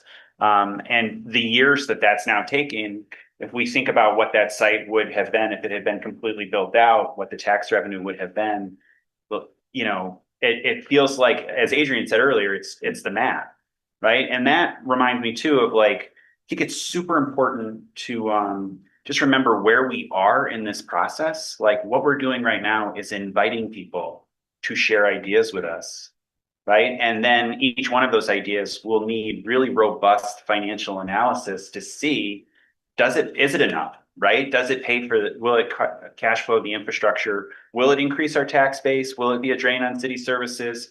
Or, is it a catalyst to create other development? And so I feel like part of the challenge that we've had as a community around this conversation is people making lots of assumptions about what's actually going to be built, when in fact, we don't know. We have to ask people, what do you want to build? And then we can really probe them to make sure that it fits our values. And then just one last thing, Palin, I really do care about the idea of the $1 thing. And I'm thinking back to the Vermont Futures thing that we went to, and we were both in that presentation from Summit Properties, who has done the project in Middlebury that I think you maybe saw, Sal. He was joking, but not joking, about instead of them responding to RFPs anymore, developers are joking about putting out their own RFPs, right? Saying this is what it would take for us to work with your community, right? Like that's the environment that we're kind of in, right? And so I think everything we can do, both through the actual incentives, but frankly, more even as a community, to be inviting to say we want to partner, is really, really important. Thanks, Ben. Sal and then Adrian. Well, I just, I wanted to concur there. It's sort of a shock for you to see we'll sell 20 acres for $1, but we're trading an immediate expense for a long-term investment of considerable revenue. I mean, if we do a TIF or a CHIP, we not only over a period of time, 20 years, we pay for the infrastructure via the tax base, and then we have, if the development works, we have tax revenue ad infinitum. But we also provide housing, I mean, which we desperately need, which is the vitality of the community, and will nourish economic development, which is the other arm of what we're trying to develop. So it's all of these incentives are designed to make it as favorable as possible, particularly at this early stage where we're trying to attract in our funnel as many developers as we possibly can. I hope we get multiple developers who take a look at it, and then we'll have an opportunity to really pick and poke at what they propose. And I expect, there'll be some give and take, but at least we'll have something to look at, something that the community can look at and talk about and discuss. And there's a back and forth that's going to occur. As Stephanie mentioned, this is the first step, one of many. I'm also wondering, Stephanie, if I know developers they're all builders. They work with builders all the time they're all accustomed to getting addenda to contract documents. So we could issue it as an addendum. Yeah, we could. And I mean, because the it's the RFQ. quals process, it's not as Yeah. highly restrictive or prescriptive. And I want to point out too, it could be beyond just one developer. It's what's nice about these things is people usually team up. So you see teams of professionals and investor, I say investor, but you're thinking of somebody who does the building as the investor, a Downstreet is an investor, a Summit is an investor in their own projects. And so you see teams come together with different ideas. And so we're hoping that's what we see, a really, robust team with some interesting players coming to the table like we've seen in some of the other communities. Thanks, Adrian. And then Palin. So I think when, working through this subcommittee, just going through this process and going through the timeline, I think it's important to point out what the timeline is. So, when we have the RFQ, whenever it's submitted, as, just to reiterate what Stephanie said, when we get the RFQs, the subcommittee will have time to review that. And so it will be, I think our subcommittee is really smart. We have really smart people on it, and we're not gonna do anything that's bad for the community. So if it is not financially feasible, if it is a terrible design with super crappy houses, it's just something that I don't think we're going to do, right? So we have options. We have options to, say no, we have options to say yes, but we're also looking at, there's some, once again, there's super duper smart people in Montpelier looking at some financial models and, really trying to determine what the definition of affordability is here in Montpelier for buying houses and how will what would that money look like in return for Montpelier if we do the TIF chip, like Sal just said, right? So we don't want to put our city in any type of financial distress. So if we get these, RFQs and they go to RFP and it's not financially feasible for our community, I'm pretty sure we're not going to do it. And so I think that is also an option, right? So there's an option to build, there's options to work with developers, build relationships.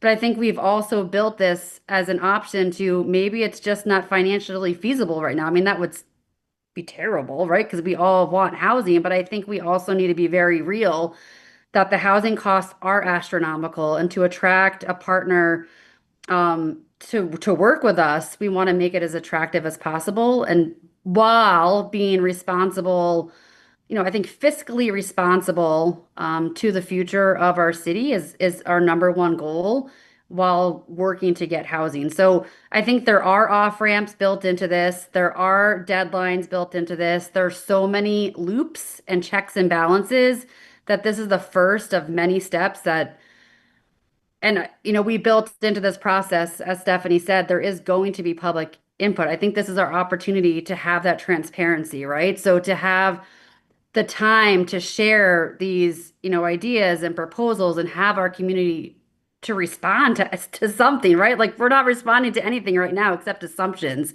So I would encourage us to think through this and work through it. And if we get proposals that are amazing, let's share them with our community. Let's run the financials. Let's see if it makes sense. Let's get that input. If it doesn't make sense, then we'll make that decision at that point. But right now, this is so low risk. But I think a very big return for us. That's how I would phrase this. It's doesn't really cost us anything right now, and we're not committing to anything. Thanks, Adrian. Great points. Palin? Yeah, thank you for all the explanations and why we decided to have a subcommittee so they can just like talk about the details and do all the calculations and they can come up with a good plan for our community. So I am okay with the explanations. I am okay with the incentives. The only thing, because we attend this meeting, so we know why it is needed, why there's not that much risk, but most of the community members, maybe they don't know. Is there any way, after deciding to approve or not this document, we can just like create some kind of public information document, like, oh, this incentive is done, the rationale is this. So just to show them that this is good for our community in the long run. It might be, oh my God, now, but oh yeah, the rationale is behind this. Yeah, now I understand. So I will be very happy if we can have some kind of, it doesn't have to be long, kind of short brief, and we can post it in the city manager's weekly report and from Watch Forum, or even in our website when the Country Club Road project is there.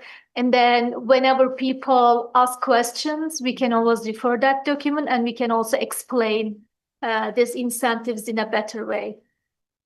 You should be on the subcommittee. Thanks. We're going to be talking about communication. So what that suggests to me is, and it's basically an FAQ. And could we create it as a living document too, where we keep adding to, because when you hear things from your constituents, to Adrian's point about like the math, that would be a good way to then translate some of what you were talking about and build out some of those FAQs, because they'll be helpful for your residents, they'll be helpful for developers. Like so that's the part of the communications plan. We really need. Like I can give an example. Before coming to this meeting, my husband got very angry with this $1, and I have to convince him. Right. But he was still like 50-50. But if I have something like, he's an academician, right? He looks at the data. Yeah.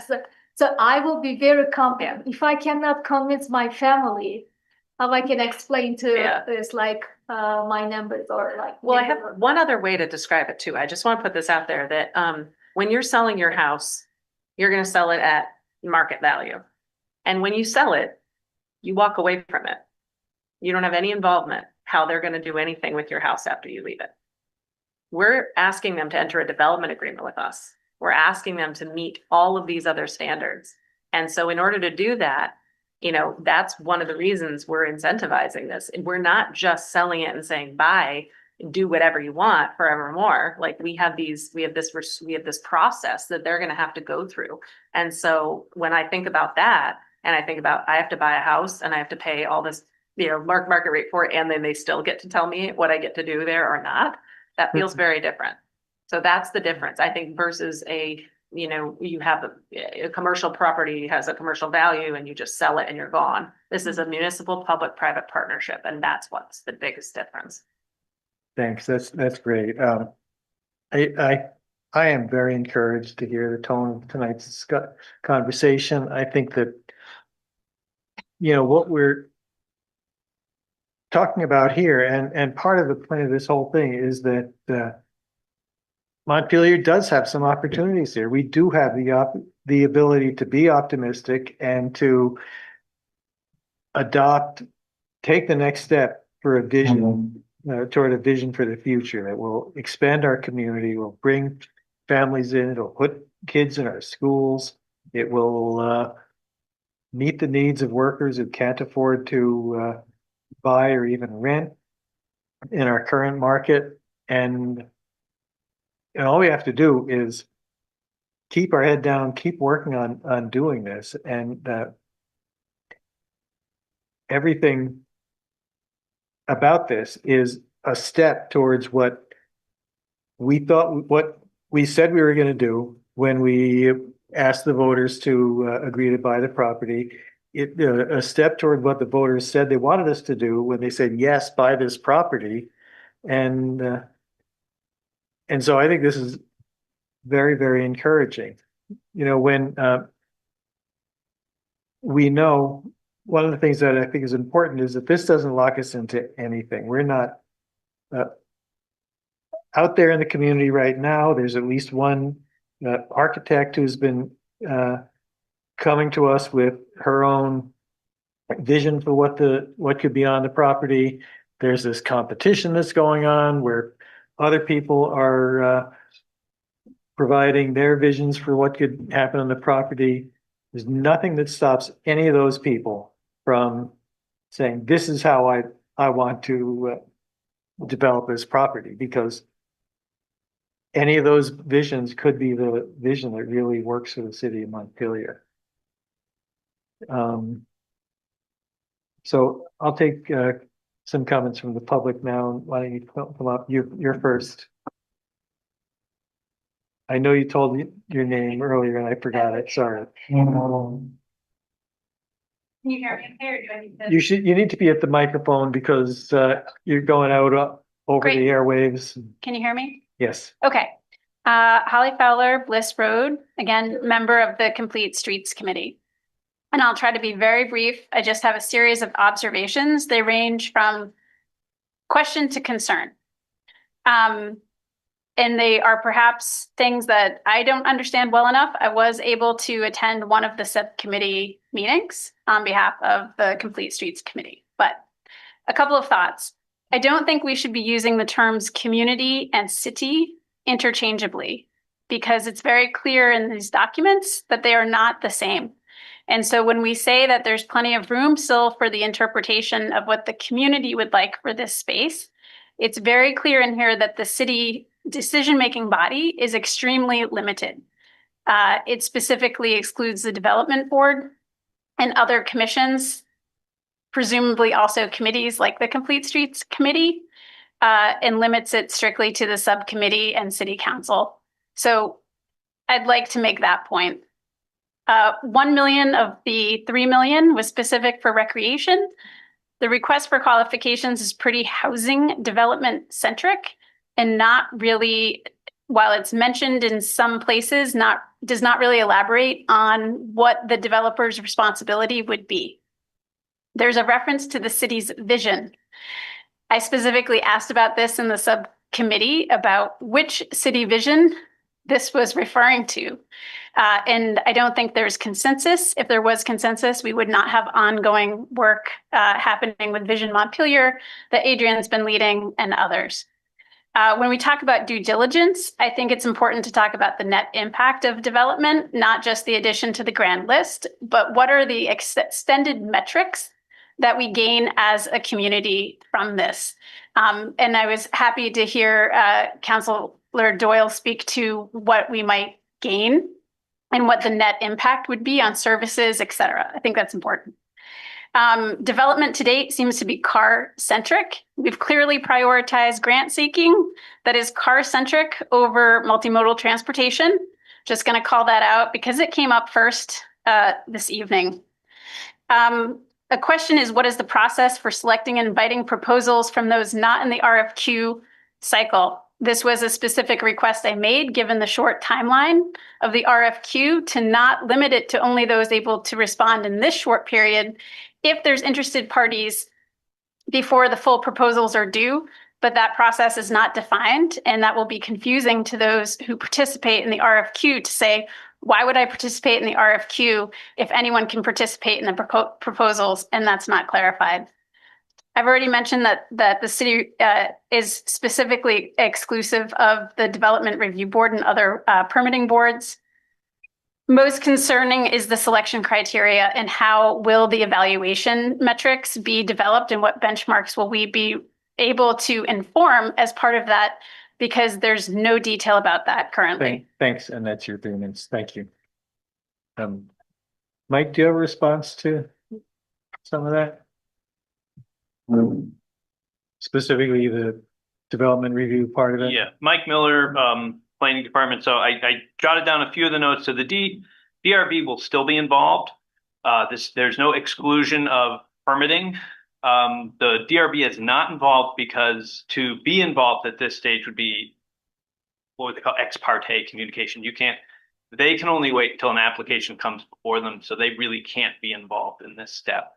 But other committees can be. There was a comment on recreation. So the land that's being sold, the 20 acres, is exclusive of the 14, 16 acres that have been set aside for recreation. So there's, of the 35 or so developable open acres, 16 of it has been set aside for recreation. And the rec department and city council has had the Turtle Island lease and other opportunities there. So certainly there's going to be communication about how these housing and rec areas interact and overlap, but the developer wouldn't be responsible for developing the recreation facilities in the recreation area.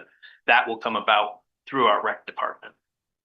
And I don't know if there was. I think that's it. That was it. Okay, thanks, Mike. Thank you. Is there anyone, Honey?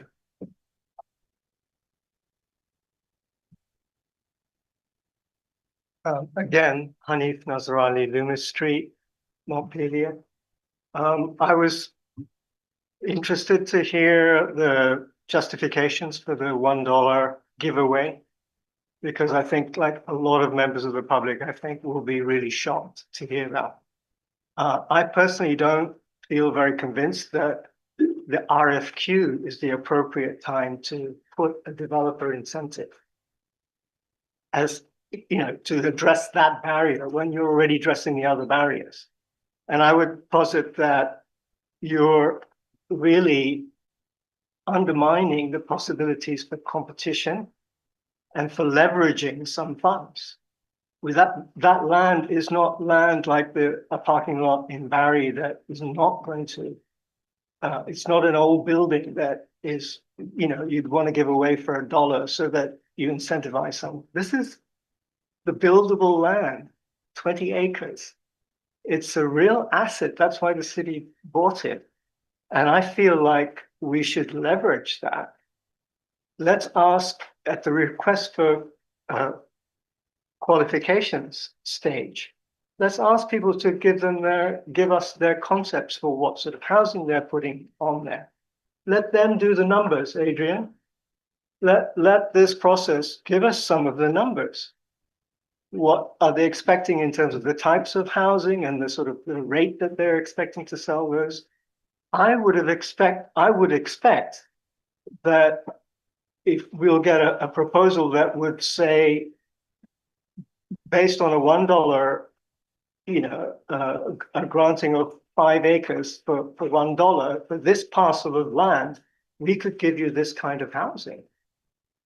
And another developer would say, for this parcel, which we're interested in, of 5 acres, we would give you 500,000, because we are going to put those houses, townhouses that will be worth 500,000 or more, and don't necessarily meet part of the objective for a mixed housing, mix of housing developments. So I leave you with a request that this is not the time to put in that incentive. It's rather, it should come in the Q&A and prior to the request for proposals. And we should take this opportunity to hear from the developers what they'd be willing to pay in their business plan. I'm asking for that because I don't see the city, which put $1 million out of the 3 million specifically to give us an alternative to rebuilding at the Barry Street Recreation Department. I don't see the city having a plan to find another $1 million. So this is an opportunity, I think, to try to leverage some funds and reinvest it in a recreation building that is going to cost the city. Thanks, Hanif. Thank you. Is there anyone else in the room who'd like to be heard? Steve. Steve Whitaker, Montpelier. The idea of forfeiting the prerogative, the statutory responsibility of our city, of our planning commission and our citizens' engagement is really reckless and irresponsible that y'all are doing this. That we are supposed to define what we want built up there. We're not supposed to just pick and choose and contort whatever developers' visions are. That's not the way Vermont's law is written for planning. And the fact that we left our plan of Country Club Road out of our city plan and we'll figure it out later, and y'all went along with that is a disgrace. Shame on you. You cannot steal our land and our prerogative to plan what we want up there. That's our land. And we never granted you superior authority over statute to take that prerogative away from us.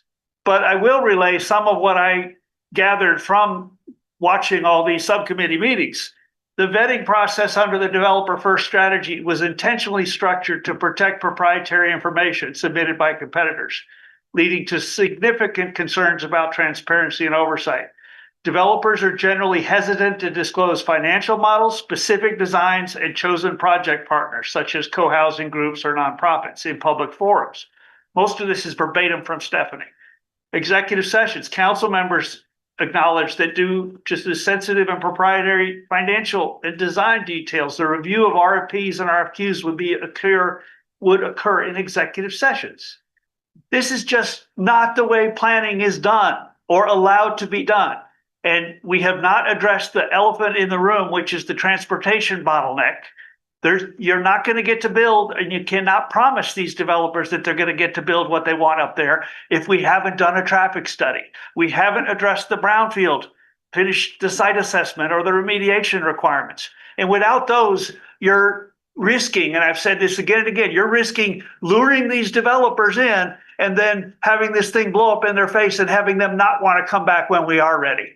And this is classic Montpelier MO, is to basically lead people along our design 2050 design for the Team Bridges one.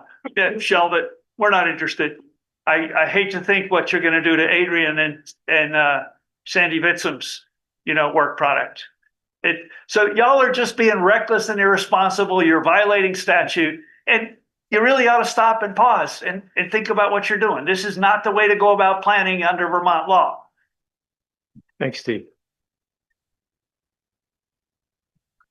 Adrian, I see you have your hand up. I want to see if there's any other members of the public who want to be heard.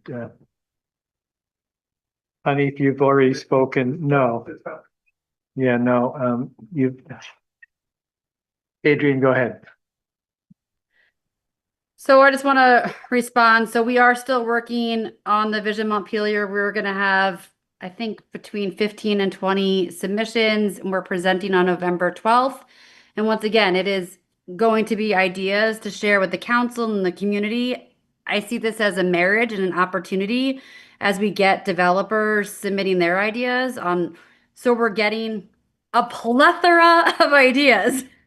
And it's from the community, it's from students, it's from architectural students at Norwich, it's from a whole variety of people that we've engaged, hundreds of folks in Montpelier over the past 2 months, sharing their ideas in lock and step, I think, with the developers that will be sharing us their ideas, which will obviously be market driven, right? So I think it's very important that we do, explore that. We look at them, we absorb them, we see what people want in terms of a vision.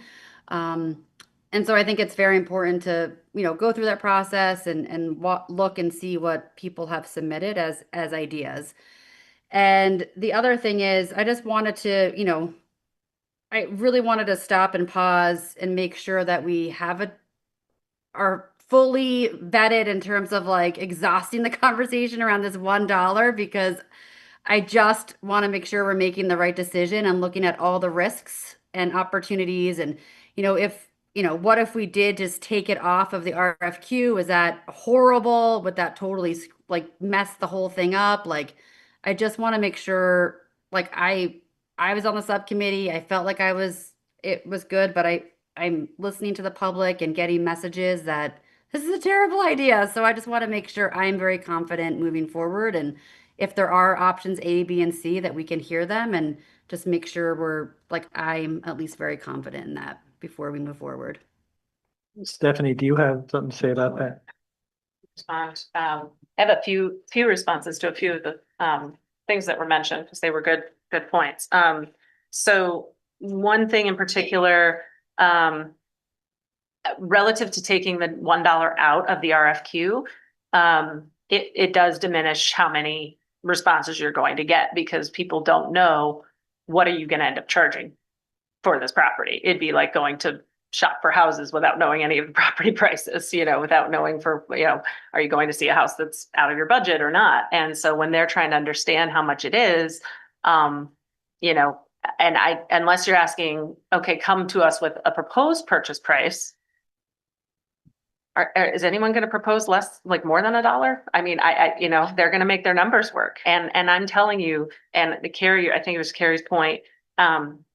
You look around at all the developable areas that haven't been built and aren't being built. And that's because it's just the numbers aren't working. So it's not, the people that we've got on our list are not these big fat cat developers trying to line their pockets. It's just trying to make the thing pencil out. And especially in a situation where we're going to want bells and whistles. We're going to want it to be extra special here and not maybe something that would be more cheaply produced. And so I think it would disadvantage you to take it out now and to put it in later and to leave it more left out. I also think that if you're thinking from an equity lens, when you put it at $1, you're opening it up to a lot of different types of partners, who might have different ways of accessing funding. And so to the point that there may be ways of leveraging funding if you had a purchase price on there. I'm just not aware of those particular funding sources. The other point I wanted to make was about this was to some of Holly's points about the matrix and the decision-making. And I think the net impact is a really good point, like the way of we did talk about tax base. That was one of the things, but continuing from the master planning process that happened with the community in 22-23, where we had a lot of robust engagements over, several meetings, there were many different points of objectives. And so I do think that creating the matrix that we're going to create for the RFP process and to your point, Holly, that does need to be put into the selection criteria that is developed during the RFP creation, which is the next step for the subcommittee. has to be very clear about what that selection criteria will be. And then that's what we match that with the matrix that the subcommittee then uses to evaluate the proposals in an apples to apples way. And that's where you can then try to look at things that are beyond just tax base and value created, but also what are the other types of, community things that have been identified. And I do totally agree with the point about community versus city, and city being, maybe a specific terminology and entity. But it's very typical to write in that the city with the DRB and the planning commission are not involved in this stage of the process because there isn't something to respond to. So I think Mike covered that. I think those were all the things I wanted to process wise. Thanks, Stephanie. Peter, you got your hand up, and then I'll get back to council members. Yeah, I would just like to make, Peter Kelman, I would just like to make a suggestion that builds on something that Palin has talked about, and that is the critical importance of communicating very clearly and simply what the situation is, why you're proposing this, what the steps are, so that Palin can convince her husband, and so that when David Delcor writes the article for the Times-Argus tomorrow or the next day that gets it all wrong, or some of it wrong, that you will have communicated clearly what is going on here. I've listened to so many different people speaking with partial understandings, with misunderstandings, with not knowing, not having been at those meetings. Carrie, I think, made a good point. She was at many of those meetings. It helped her understand things. But most of the public cannot go to those meetings. There's got to be better, clearer communication. Think about what happened with the garage.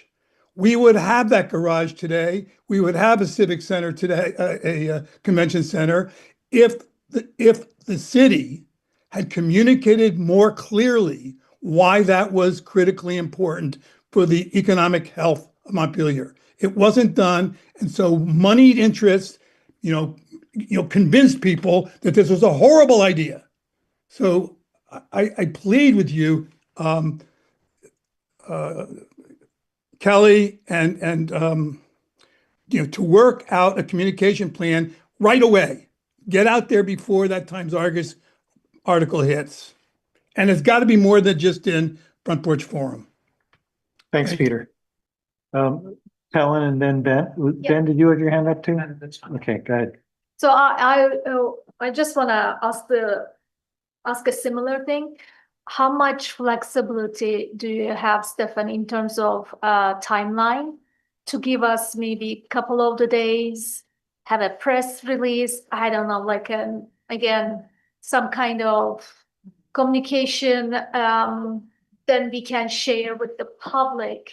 So because we just had an incident recently, I don't want to end up with the same situation, because everybody talk about transparency, communication, trust. So yeah, everybody heard this discussion will understand that.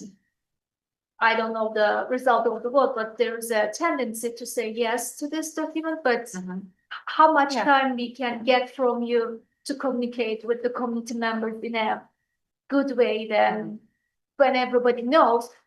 Still, some people will say still no, but again, like just explain the rationale and why it is really necessary in the long run. Let me just make sure I understand the question. It would be if the council approved the document as is, but don't release it until you've had a chance to do more communication, or are you saying to hold the decision making before, to do more information and then make the decision? I was trying to learn the answer for the second one. Do we have any flexibility to this, or no, we have to do this tonight because timeline doesn't allow us to look at other options? Right. The factual answer is that if you move it, this timeline in it just shifts. So it'll all shift by, if it's a 2 week until your next meeting, basically everything will have to shift. I wouldn't truncate any of the periods that are in here, because those were specifically intentionally created to give the development community enough time to receive it, enough time to put their materials together. So you can't you could wait 2 more weeks and then everything gets moved 2 weeks. You can't necessarily just take 2 weeks out of one of those steps. Does that make sense? Yeah, so maybe less than 2 weeks, but like 2 days, like 3 days. I just want to be sure that we are not sharing our decision with the community members. We are communicating with them about our possible decision. I think there's a little bit difference in it, And but I'll again, defer to the council on that. Yeah. Discussion for us. Yeah. Paul Carnahan.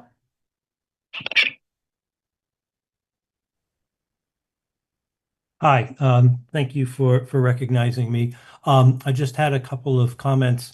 The first one is that I think one of the reasons why it's so hard to swallow the $1 sale amount is that it was never brought up in the beginning that this was going to be a strategy of ours. And the other thing that I find very surprising is the comments that I've read that this is a very difficult piece of property to develop. Once again, when we were voting on this, it was never said this is a difficult property. In fact, it was sort of presented as a once in a lifetime opportunity. It was going to be a great thing. And I think we didn't understand the challenges in front of us at all. I would also, I'm comforted to hear Adrian's comments that we're not committing to anything that we can't get out of. And that we're not, that if it's a crappy design, that we can say no to it. I'll just point out that once we go down the road very far, it's going to be very hard to say no to a crappy design. And Peter Kelman brought up the parking garage issue. He brought it up. I have a completely different interpretation than him on where the moneyed interests were in that whole debacle. I think you just have to look at who is making the proposal and you'll see.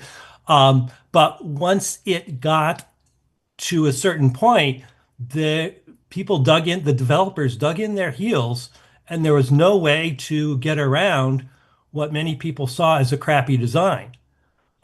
It was their way or the highway. And so I think you're going to have a lot of fortitude to say no to a design that the community doesn't want. And I just hope that you are entering this with your eyes wide open, that you are committing to, you're going down the road to commit to a developer, and it's going to be very hard to say no once they and you spend a lot of time on it. Thanks, Paul. Speaking of the crappy design question, I raised a question with Stephanie about what possible ideas are qualified to be considered, what would be excluded as a crappy design. If someone wanted to come to us and say, my plan is I'll pay you back the $3 million that you paid for this land, and I will build 3 $1 million homes on that land, I would consider that objectively a terrible design. But that is something that someone could bring to us and have it be considered. And I hope we would reject it without giving it 30 seconds thought. But that's one of the things that could happen. And so I think we're at the beginning of the process. We're not hoping to get crappy designs. We're looking for good designs. Ben. Yeah, I just had a couple, one more question for Stephanie and then a comment. Stephanie, I'm just, going back to the dollar, I'll just put my cards on the table. I think we need to do that because I think it sends a signal that we're for real. I just feel that way. And I'm wondering if you can talk about other examples that you've seen in Vermont of what communities are doing for incentives, because if I'm remembering correctly, there are places like Dorset's providing some pretty exceptional incentives beyond the $1 thing. And I'm also thinking about, again, the Middlebury project. So I'm wondering, to the degree that you're familiar with just different examples around the state of or if anybody else is, there's the $1 incentive, but then what are some other ones that, that we're not offering? Good question. And Adam. Get up here. You can say something if you want.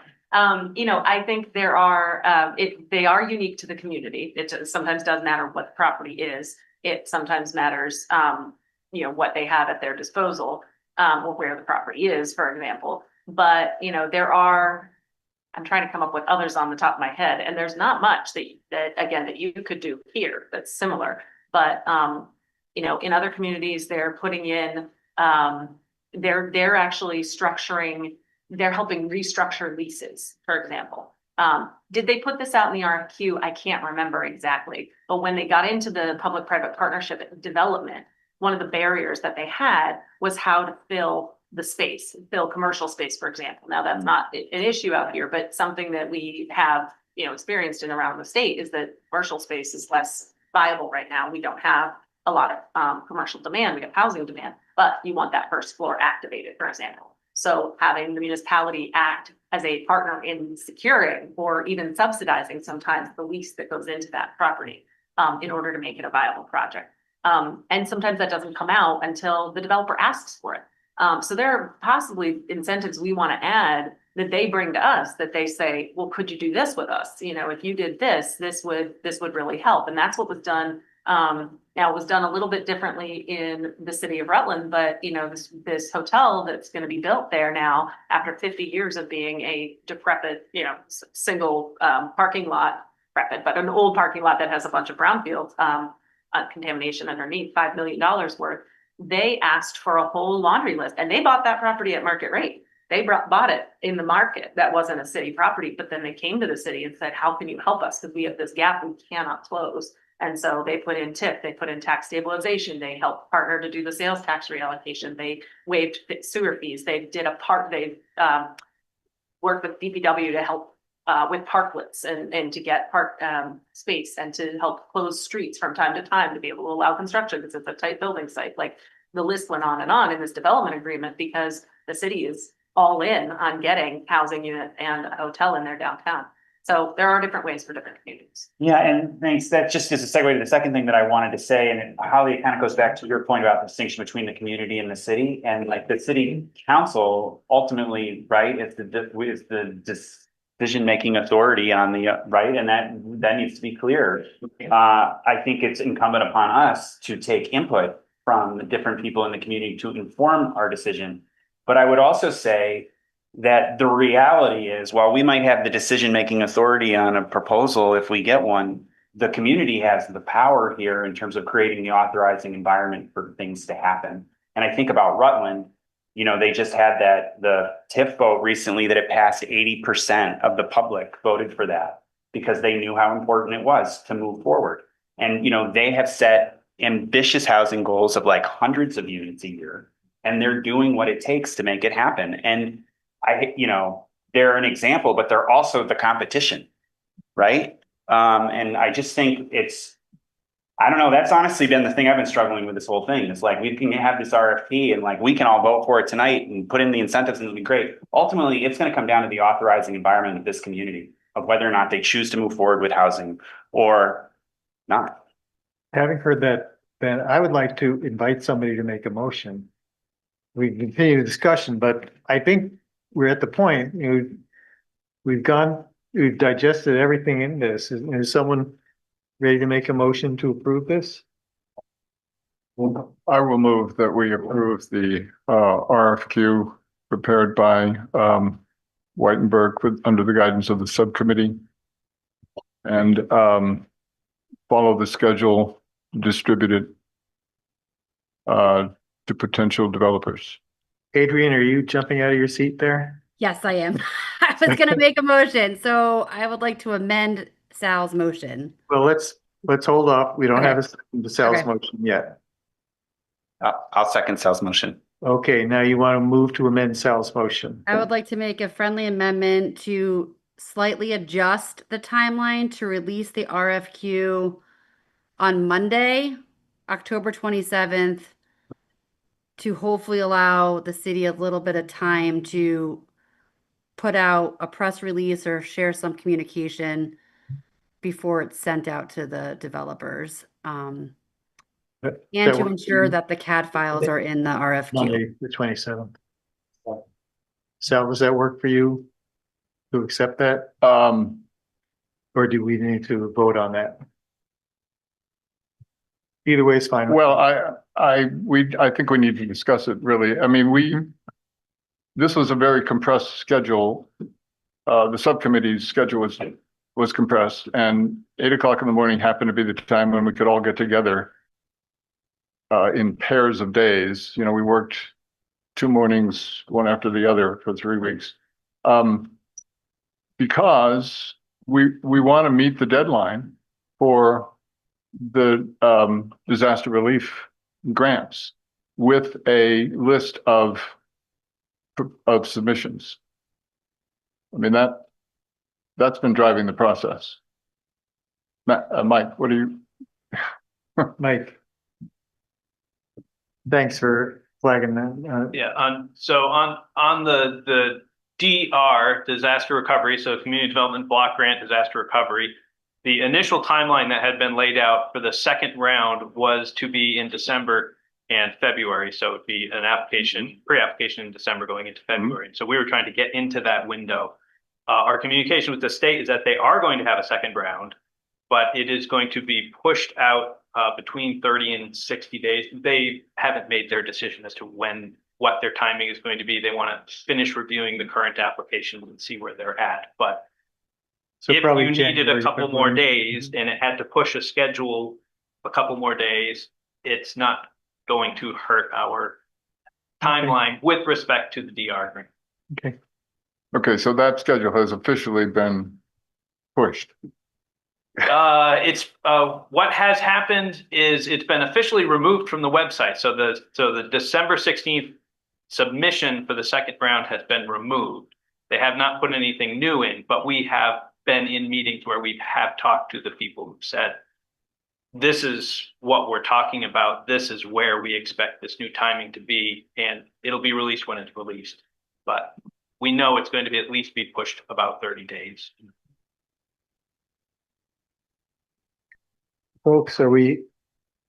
So 3 days. What does that do? I think we're okay. That moves our issuing of requests for proposals for those 3 days. And December 11th to the 14th. how, correct, right? How specific do we need to get with these dates for the purpose of, like, I mean, I can go through and shift everything by 3 days, basically, sort of. You don't necessarily need to shift the information and site visit, which is the second line on this, or the questions, because 3 days, that's Right. not a big deal. So I would shift these other ones. Do you need that in the motion? So maybe the motion should be to approve the RFQ and have you set up the timeline to start on the 27th. So adjust accordingly, leaving the site visit on the 6th and the questions due by the 10th. Does that work for everybody? So we'll accept the amendment if it's worded in that. Will you accept the amendment to the amendment? Will you accept that wording in your amendment that we change the release dates to the 27th? We should say it out loud. Oh, is that, Very yeah. specific. is that that's the date you mentioned, actually. You said October 27th. October 27th instead of October 23rd. Yes. Release date for the RFQ. Mhm. And have Stephanie create or adjust the schedule to reflect that. And I just want Yes. to point out, it may not shift exactly 3 days on everything because there's weekends and there's holidays. We're Right. coming into the holiday season, so it would be adjusted accordingly. I think is the important word within the same timeframes. Folks, are we ready to vote? Just one quick question. Yeah. Is that we're doing all of this, but does the city have the capacity to put in the communication, to take that time to, right? Like we're shifting everything around here in the sense that like they're gonna put together a communication thing and put it out. Kelly saying Yeah. yes. Thank you. Carrie? We're voting on amendment. Right. Well, On the motion. No, it was a it was accepted by the mover. Yeah. without objection, so. So do you have what we're voting on? So I'll move the RFQ and have Stephanie set up the timeline to start on the 27th. Yeah, I think that's clear enough. Is that clear enough for everybody? Do we need to authorize the, or direct the city manager to issue the RFQ? Yeah. Is that what you think? Yes, they are subcommittee. Is that a motion or not? Subcommittees scope. Well, let's do, I'll let you do that. yeah. Don't want to forget it. So we'll have a motion about the subcommittee. Yeah. After that. So what are, can we just, sorry, John, can we hear it one more time? To approve the RFQ and have Stephanie set up the timeline to start on the 27th. And that's a separate thing from. And have the city Oh, and have the, issue it or whatever one does, release it on the 27th. Do whatever someone does to it. Right. But I got it. Terry? Can I offer a friendly amendment that specifically says authorize the city manager to issue the RFQ? I'm just going by the language that was in the memo that we got from the city manager. Okay. Yeah. Great. All right, I'll do a roll call. Helen, Yes. Ben, Yes. Sal, Carrie, Yes. Jim, Adrian. Yes. All right. Thank you, folks. Now, a motion about the subcommittee. Yeah, I believe I understand what we're doing. Like, I would move that the subcommittee continue to meet as needed in publicly warned meetings to discuss communication strategies and additional support as needed. Yeah, additional support during the RFQ and RFP development stage. Is there a second? Second.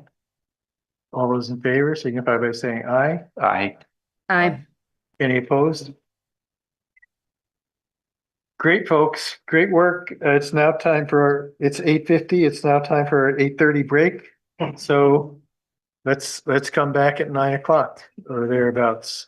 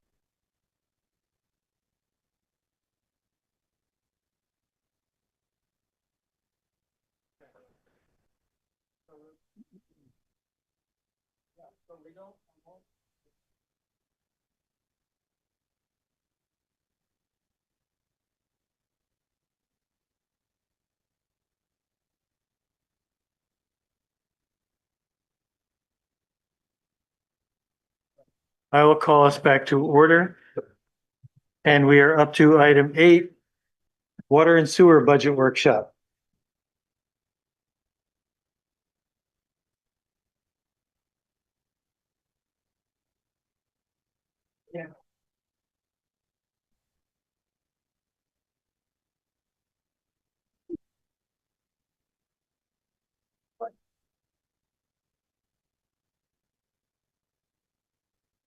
There you go. Hi, I'm Sarah LaCroix, the Finance Director, and I'm here with Kurt Monica, the Public Works Director, and we are on our third budget workshop. We were going to take you through the water and sewer funds, and I think the most exciting part of this budget workshop is that you're going to get to hear from Kurt more than me, and so I think you should enjoy. As we move through, we'll just take a quick general review of the fund types that are enterprise for these two funds, and then we'll take you through the water fund and sewer funds budgets, related master plans, and then unique items related to each of those funds. And we're happy to take questions throughout or questions at the end, whatever works best for all of you. And so here, just to start, you've seen this slide before in a couple different presentations, but the highlight is the water and sewer funds are enterprise funds, and they are operated like a business as opposed to generated by taxes.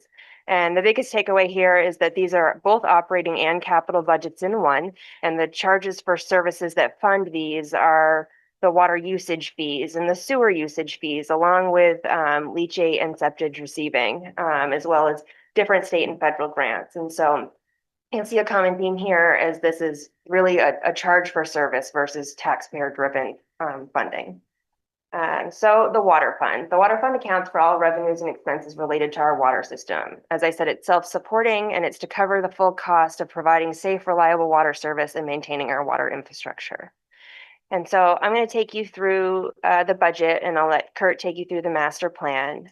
This is a snip you've seen before of the FY26 budget that breaks out the budget total by the sources of revenue as well as the different expense categories. You can see our biggest expense categories in the water fund are related to the distribution system, supply and treatment, and administration. And so here, just a quick look at water revenue. You can see year over year, starting in FY20, and you can see we take a bit of a dip in water revenue during the COVID days, and then it starts to return to normal. You'll see an anomaly in 25, and that's related to ARPA-funded projects and how they need to be recorded from a governmental accounting purposes. And then 26, you see right in line as we see the rates increasing. We've been increasing the rates in these funds and the budgets by CPI +1. Which is something I'll explain in a few minutes. So here for the expenditures, I gave a couple different graphics of the expenses that were budgeted in actuals year over year.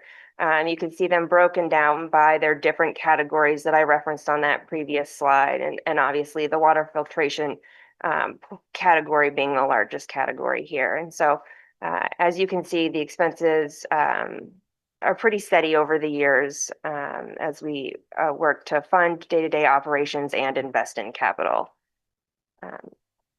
And debt service in the water fund is another important topic. And you can see here, I provided a graphical representation along with a snip of the debt that goes into the water fund. And you can see in 2025, the water plant debt was the last year we paid for that water plant debt. And you see the big dip in 26. What you see return then is 1/3 of the East State Street Phase 1 project. And so that kind of offsets some of that delta from that debt dropping off related to the plant, which is what was expected as we move on these big water line projects, as they will be picked up and replaced with different debt. But there's been a lot of conversation and inquiry about the water treatment plant debt. And so that is officially off of our books now and it won't be part of the budgets moving forward. So I just thought that was important to reference, and you can see the different debt in here. Do we have a mortgage burning party? I unfortunately, debt for me. We take on a lot of new debt, so every time one drops off, I'm replacing it with another, so it's not as exciting when one gets paid down. That's what was the term on that? Like, what was the length of the? I believe it was a 20-year. It was 20 months. So here is another graphical representation that I mentioned before is really important to budget for the greater of debt or depreciation. And part of that here is we are budgeting for debt. We're also factoring in depreciation. And then we've also been investing in capital. And you can see in the blue portion of these graph bars, and that's the investment in capital. And in the water and sewer master plans, we said we would invest 1% per year into capital. And so we are at about 9% additional funding that is dedicated to capital within each of these funds each year. And so while some years it may fall off because there are big projects in the work, we are still ensuring that we are doing at least that amount of 9% of the budget is an investment in capital. And so I believe in FY27 we'll be looking at 10% in both funds being attributed to capital improvements in our infrastructure. So next I'll let Kurt take you through the master plan. Okay, so the master plan was originally developed in 2016. This was in response to really a number of water leaks that we were having and our frankly inability to have enough capital to replace water lines at an acceptable rate. So this takes into account the water and sewer benefit charges, which is actually a fee on the tax rate. But its justification is really on the water side is that everyone benefits from fire protection. So the municipal properties are protected, which everyone has the vested interest in. So the schools, city hall, all the public buildings, everybody benefits from fire protection on that side. So we use those benefit charges. So there's I think 9 cents total, and we can move those annually to either their water fund or the sewer fund by resolution approved by council to sort of fill the gap. So if we have a big project in water, we can move some of the benefit charge to the water fund and vice versa to the sewer side. But the basis of the plan is, like Sarah said, we increase rates by CPI, and that just covers our operating costs changes annually. And then we add 1% specifically for infrastructure. And that 1% is compounded annually because it's 1% on the 1% that was added the previous year and so on and so forth. So over time, that becomes, a significant amount of capital investment that we can make into our infrastructure on the water side in this case. Our goal is to update this every 5 years. So in 21, this was updated. Next year, due for another update. Things are continually changing. We have a new water permit that has sort of changed the focus on the master plan. So our old water permit really required the city to focus on areas with low pressures. If we opened a hydrant and the pressure dropped, that's a violation of the water supply rule. So we were mandated to focus on those areas. Our new permit requires us to replace the areas that have the most water breaks, which is great. That's what staff wants as well. So we're really focusing on replacing lines where we have a lot of breaks, particularly areas with high frequency of boil water notices. That's viewed as a public health hazard by the state. So that's really what we're focusing our replacement areas on. This plan is really comprehensive where we looked at not just water pipes, we're looking at depreciation of the plant, we're looking at water meter replacement funding. And so we tried to capture every aspect of the water fund and make sure that we had funding included within the plan to cover the replacement of all of those items. And so from the master plan after our recent permit, I'll just step back for a second and talk about the recent work that we've done studying the water system. So ahead of our permit, when it was going to get renewed in 2023, the state asked us to do an engineering study on the water system to look at what is the best way to deal with the high frequency of breaks in the city. Is that reducing the pressure throughout the system? Is it replacing the pipes? Were really the two primary areas that we looked at. And looking at the impacts of breaks, it wasn't just the costs of repairs. It was also the impacts to private properties, private and commercial residential properties. that are impacted sometimes by water breaks. Whether it's a pressure reducer in the house that fails, or a line inside in a private household, or commercial lines that break inside buildings. Well, all those factors were looked at. And then the costs of adding pressure reducing valves for the pressure reduction side, which requires then water booster stations to boost the pressure back up, because Montpelier is essentially hills and valleys, so pressure is real low at the high points and very high down in the downtown. And if you drop that in the downtown, you've got to boost it back up on the other side to get up to maintain service. So we looked at the operating costs associated with adding those pump stations, the life cycle costs. You have to replace them, pumps every at least 40 years at the longest. And so all those factors are put in, and what we found is really that replacing the pipes is the best way to reduce the frequency of breaks.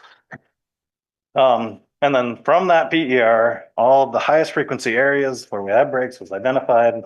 Those are shown in red here. This plan identifies which pipe we're going to place in which year, and all of the funding for these pipeline replacements is tied to the master plan, including the bond dates. So East State Street is the first bond that's shown in yellow on the right, and then that bond payment is factored in to the capital within the plan moving forward. So we factored in those bond payments and still have a capital to replace pipes while we're paying down that debt. So this plan allows us to replace the 10 worst streets, the most frequent breaks within a 10-year period. And the green cells are projects that we do in-house, which we can do with our own public works staff, with our own engineering division, for really about 10% of a contracted cost. So there's a huge savings there. Yeah, I think that's it for that. And then just thought it would be useful to look at historically how many breaks we have annually. So 2016 is when the master plan was started. And you can see that there's been a trend downward from the number of breaks we've had each year until this year. And there's reasons why we had an uptick in breaks in 2025. I think the biggest one is that we were rebuilding the Terrace Street pump station.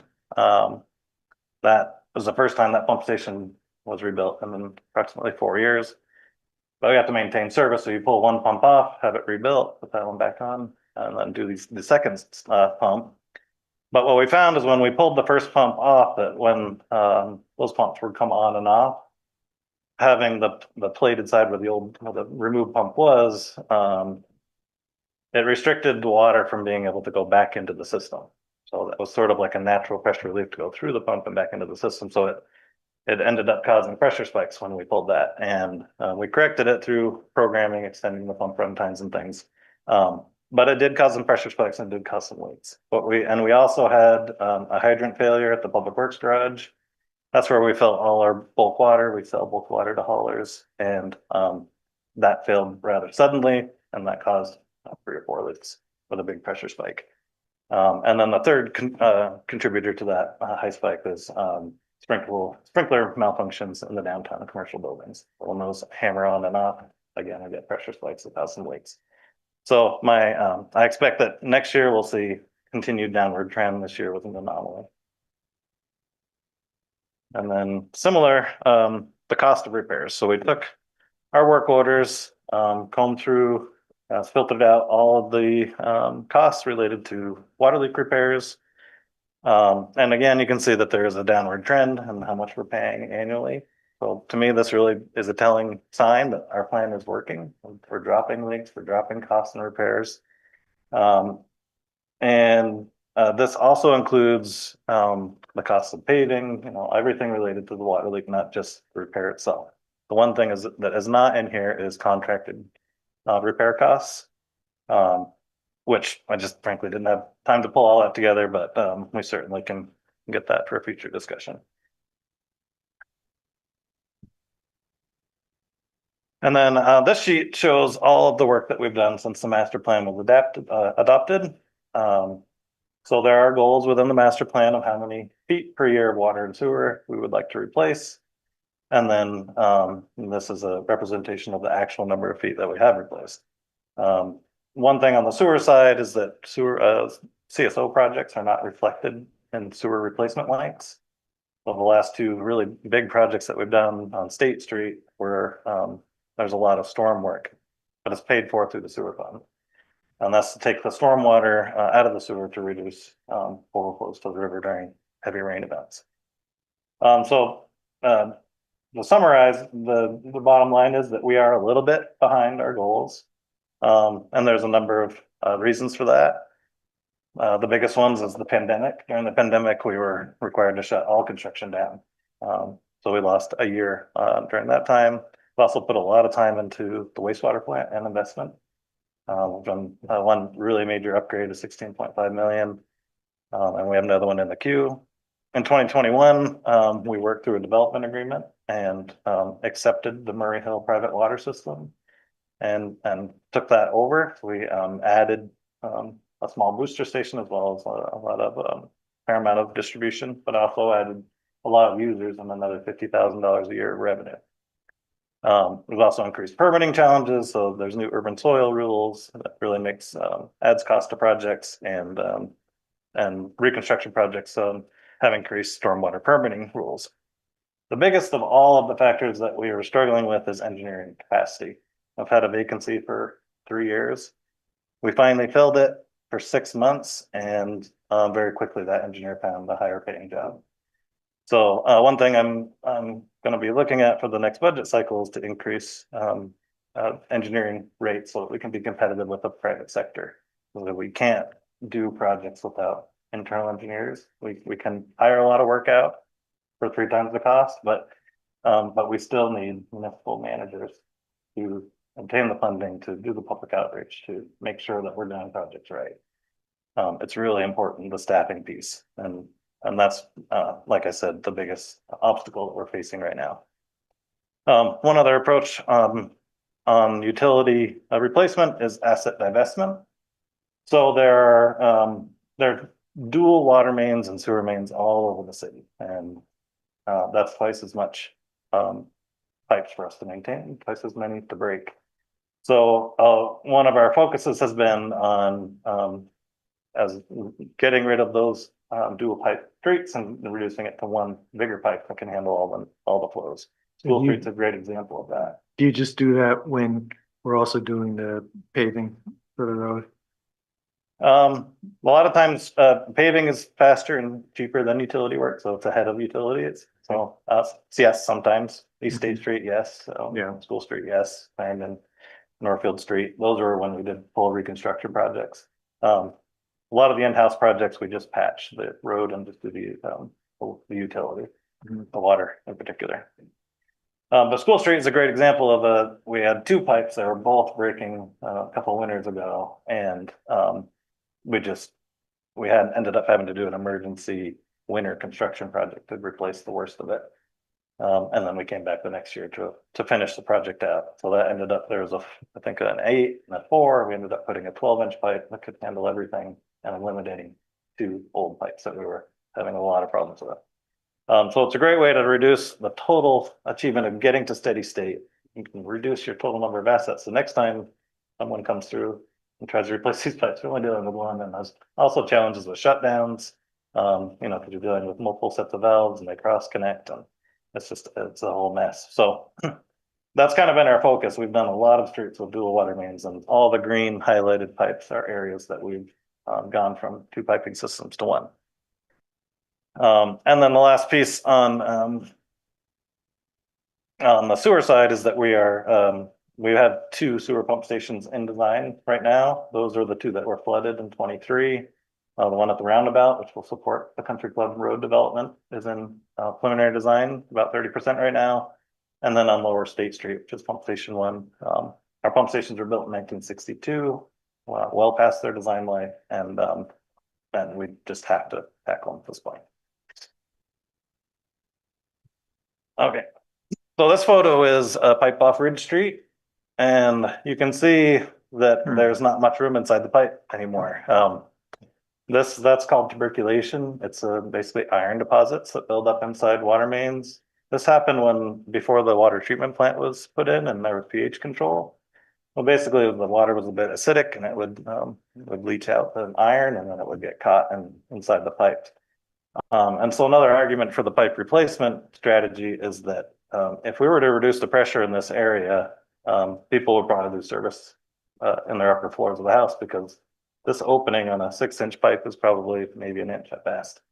And when you drop the pressure, you're losing that velocity and you probably lose service. So I really do think, again, that we're following the right approach for a lot of reasons. And this kind of gives you a visual of one of those. Some of the things to highlight in the water fund, our propane tanks at the water plant have failed 4 years ago. We set up temporary tanks to serve it. But at some point, we're going to need to replace those tanks, and it's approximately $500,000. The water plant is now 25 years old. There's upgrades that are going to be needed. Filters are run pneumatically, so off air. That really should be electric. There's efficiencies to be gained there, and the roof is, it's time for a replacement. During the 23 flood, the dam that controls the level of the Berlin Pond failed. We did an emergency repair on it. We basically shored it up with rock, funded by FEMA. But the state is going to require us to rebuild it. We can't leave it like that. So it's approximately a $1.2 million project, and FEMA would not cover the full replacement, only the temporary stabilization, because it wasn't in great condition pre-flood. It just got worse. A lot of our water treatment staff are at retirement age. One of the long-term staff members is already retired. So we implemented a transition plan. We have 2 junior operators up there now that are training. One just passed their test, so they're licensed, or they're on track to get licensed. They passed the test, and then you need 4 years experience to become licensed. Just something I was nervous about is that we're going to lose all our operators at the same time. We sort of have addressed that concern at this point with a good transition plan. We're having problems with our meters. We've got a lot of meters, or we had a lot of meters that were inoperable, so we're missing revenue there. Our staff at the garage has historically maintained meters. They were having a hard time hitting all the appointments to make repairs because of leaks and dig safe and all the other sort of emergency response things they have to do. So we actually shifted a staff member from the garage up to the water plant, and they have a much more structured schedule. So that's really resolved that. So that's been a good operational change. As I noted, we'd rebuilt the Terrace Street pump station in 2025.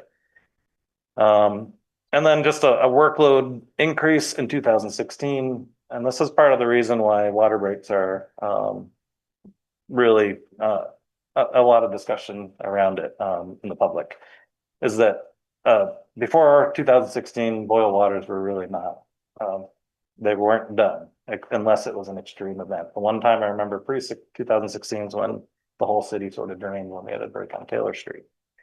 So there's a lot more impact to residents now that we have to do these boil waters because they're waiting to be able to use their water again. And people really notice a lot more. It's not just it's off in the middle of the night and it's on again in the morning. You've got to wait 3 days for us to test and get it cleared.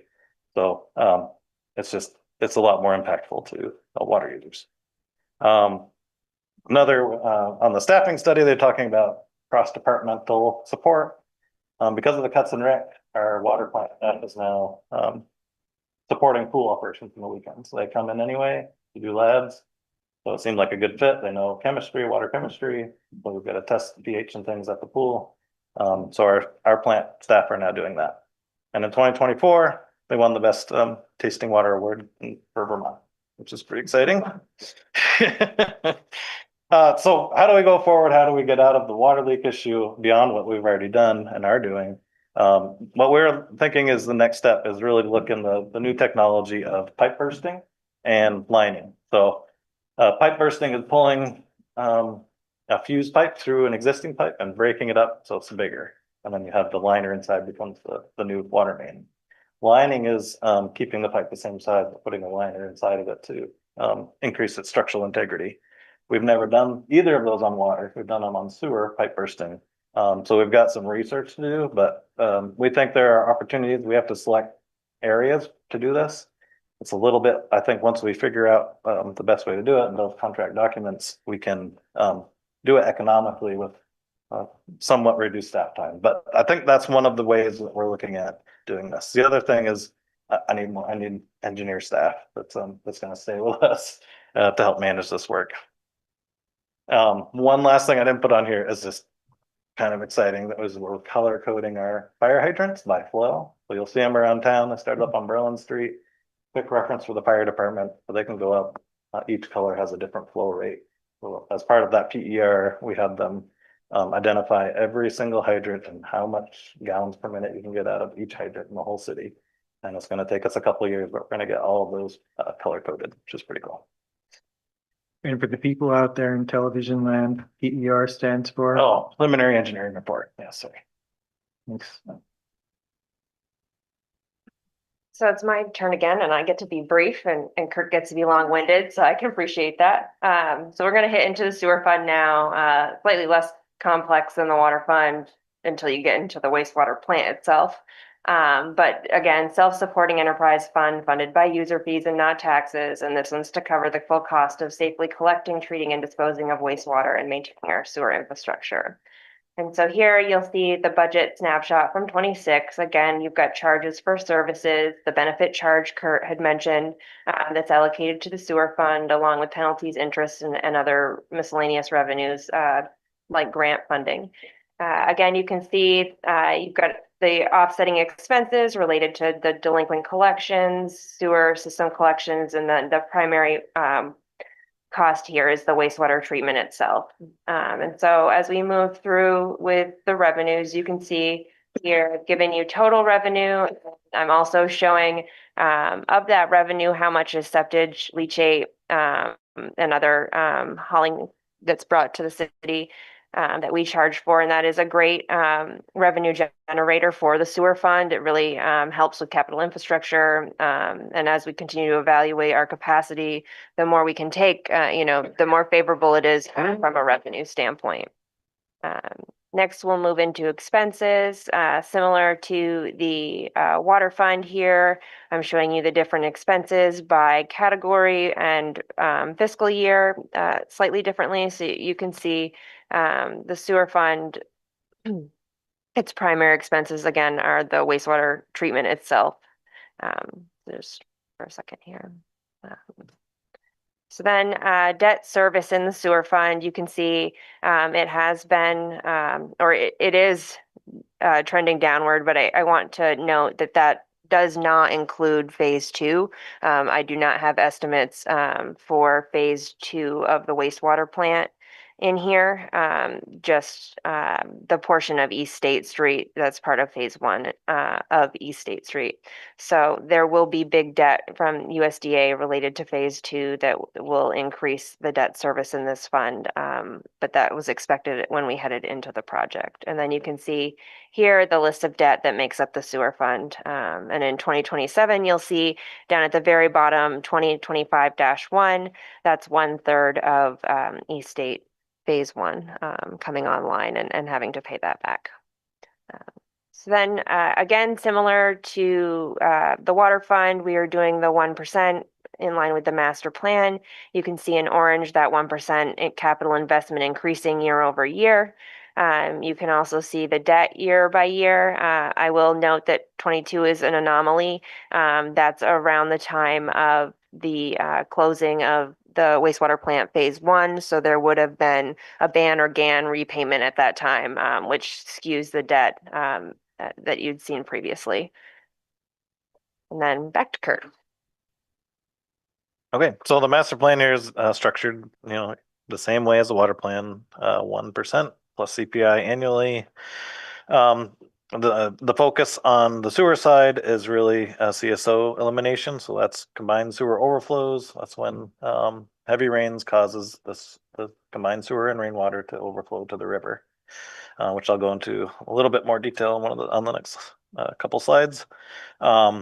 So we are under permit requirements to continually reduce our combined sewer overflows. So that's the primary source of our funding is allocated to work associated with that. And this is a graphic on the right of where our combined sewer overflows are. There's 6 left currently. The city, when it was constructed, when the sewer plant and the collection system were constructed, there were 23. So there's been lots of progress. A lot of money through the 90s of separating streets, separating the stormwater out of the sewer system. But there's still more to do. I think we've done, now that East State Street's been separated, that was sort of the last big projects other than Cliff Street is still combined, but I'm not planning to tackle that one right away just because of the amount of ledge there and concerns with stability of that ledge. So I think the next step will be moving towards lining areas of the sewer main that are in wet areas to reduce infiltration. For the old clay tile pipes, they don't have gaskets, so groundwater comes up, it goes right into the sewer pipe. On the left is we found this year that we were having more overflows even after we separated projects on State Street. We did a big drainage project and finished it in 23. And so we started investigating and we found that the collection line along the bike path was very full of debris related to the 23 flood. So we got a contractor on board and rented a bypass pump and cleaned approximately 50 tons of material out of the collection main, which has now since dropped our CSO frequency way back down. So yeah, FEMA paid for that. We did squeeze it in, which was great. But it was a fairly big and project that had to move very quickly. Yeah, that's it. So a little bit about the plant. There's a lot of interesting things happening at the plant. There's 4 operators there.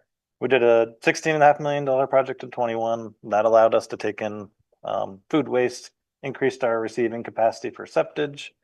It allowed us to store methane to heat the buildings. So it was really an energy efficiency project, but also a way to make revenue. Of all the things the city has, I think this facility is run most like a business. We have individual contracts with all the haulers. Those go up every July by CPI. We set rates based on the cost to treat of every different type of food waste that we take in through our consultant at ESG. And we're making a lot of revenue from hauled waste, and that's not Montpelier residents. So that's other towns, people with private septic systems, other municipalities. We take their sludge from their plants and treat it. So it's a great way to supplement or offset rates for Montpelier users. So in 21, we won the APWA award for best project in environmental category for the project that we did there. In 2023, the plant started sampling through a program that publishes results on viruses and pathogens in wastewater. We actually make $25,000 a year from doing that work, but also there's a benefit to the community and really the country to track the uptick in viruses gives you an early warning. And that's all on the city's website. And you can also get it, I think, the end of next month on the Vermont Department of Health website as well. So and last year we had a record revenue of $1.4 million of hauled waste, so outside of user fees. Our next project is estimated to be coming to cost around $10 million. And that will be for our disinfection system, odor control, and the secondary clarifiers. Hoping to start that next year. We're in design right now, final design. Our staff at the plant also runs the whole district heat system, at least the controls for it. The garage staff runs the piping, but the 4 members at the plant run district heat all winter. They also manage our overflow alarms. We have electronic monitoring on our 6 overflows that are remaining. And so it's required to report to the state on volumes every time those go off. And they also run the ice melting system. So for flood control, they have a pump station at the wastewater plant where we pump treated effluent and melt ice when there's a risk of flooding. And the plant is really a model for Vermont, and the state uses it to train their inspectors, and the Vermont Rural Water Training Organization uses it to train upcoming operators that want to get licensed. And so just quickly on receiving, the upper graph is total revenue annually. And you can see that we've had steadily been increasing that revenue from around 800,000 when we started to $1.4 million last year. But that's at the same time we reduced our leachate revenue due to PFAS concerns. So if we're able to increase leachate back to where it was, we could be close to $2 million of external revenue, which is almost half the budget for the sewer. As I mentioned, we take leachate, we take septage, municipal sludge, food waste, and all of these are automatically programmed in. There's a keypad the haulers put in, and it goes to the correct area in the plant for the proper treatment. So it's very modern, very high-tech sort of facility, and it's a regional facility, so we're serving all of Central Vermont. There's a real need for a place to put this waste streams. There's really the only place it can go is to wastewater plants. So we're only competing with other towns. We're not competing with the private sector. And this is just a graph of the electrical use. So you can see, basically, I just wanted to show that we do a lot of energy efficiency projects in-house. And although there was an uptick during construction of the last project, we're back down to where we were in 2015, even though we're processing twice as much waste. And that's through all the small electrical efficiency projects we've done. So with that, we're at questions. I didn't prompt you with any options this time for questions to think about. Ben sent some really great questions that we'll be getting back to him on, and some of we incorporated into this presentation. We really just are trying to give you as much information as possible as we head into budget season, so we can make good informed decisions and where to take these funds, capital, operating, and otherwise. So if you have any questions now, we're happy to take them. With a comment, which is that every year when you come in with this report, it's just very clear, very informative and well done. It really helps us as decision makers understand these important elements of the system. So thank you for that. Yeah, I'll just echo, thank you it's a really informative presentation. I love seeing the longitudinal data around the breaks and the costs. I would love to see the contracted expenses included on some of those numbers, and look forward to continuing the conversation. Anybody else? Okay, thanks.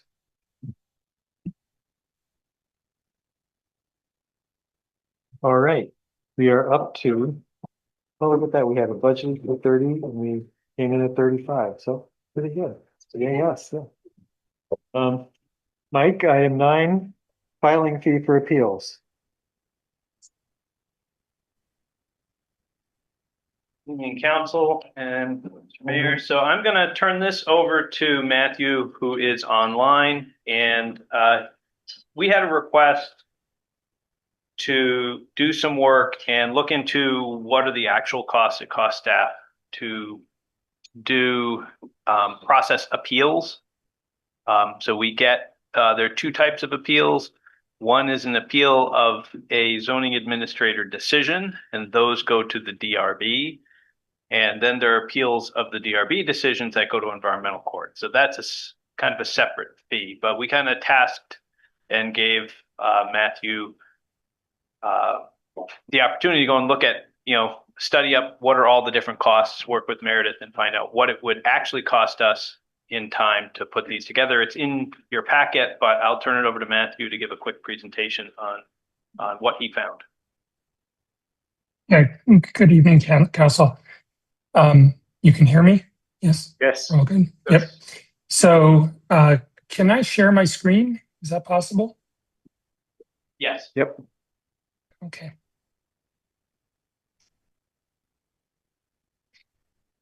So this and is a before spreadsheet. You start, Matthew, Yes, before sir. you start, why don't you tell everybody who you are? This is your first time presenting before the council, so welcome.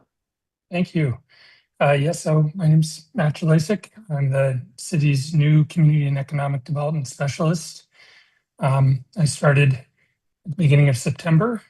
Prior to being here, I was in school And prior to that, I was the Senior Infrastructure Policy Advisor at the U.S. Agency for International Development, where I ostensibly directed all construction policy for the U.S. government overseas.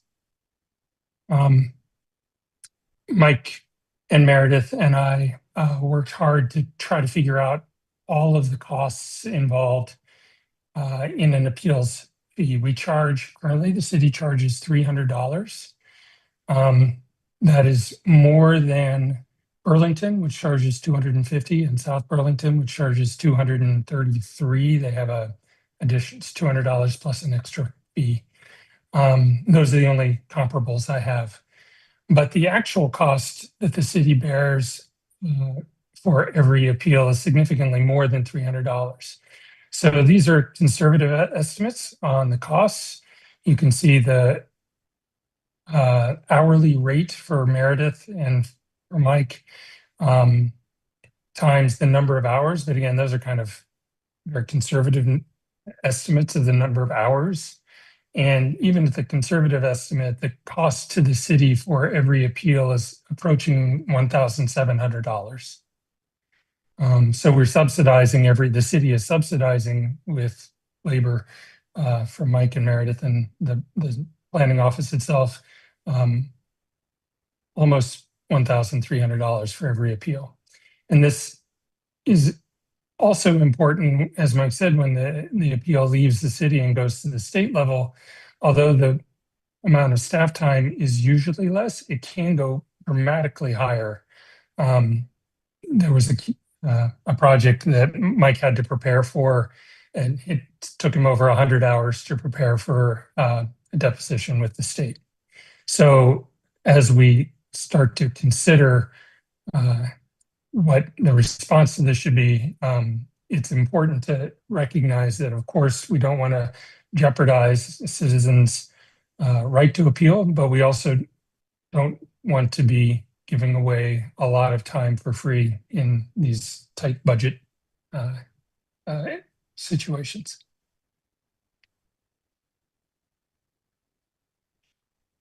Are there any questions? How many appeals are there in an average year or over time? Not very many. I think that's perhaps a different discussion insofar as why aren't there more appeals? There are just not that many opportunities to appeal. Part of the reason is that we've designed zoning correctly, so most people get their permits without having to appeal, right? These are appeals that are people who are trying to, typically the appeals that we're talking about are the ones where people have appealed a decision because they don't want something built, not because they do want something built. Oh, interesting. Okay. Adrian? Yeah, so I was just gonna make sure, Sal and I brought this forward.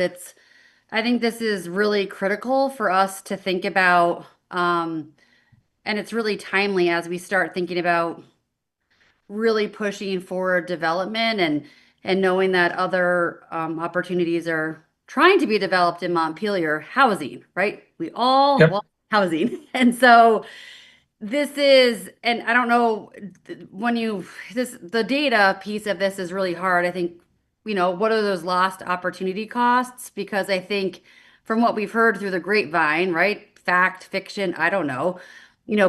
Developers don't necessarily want to come to Montpelier because of our extreme NIMBYism.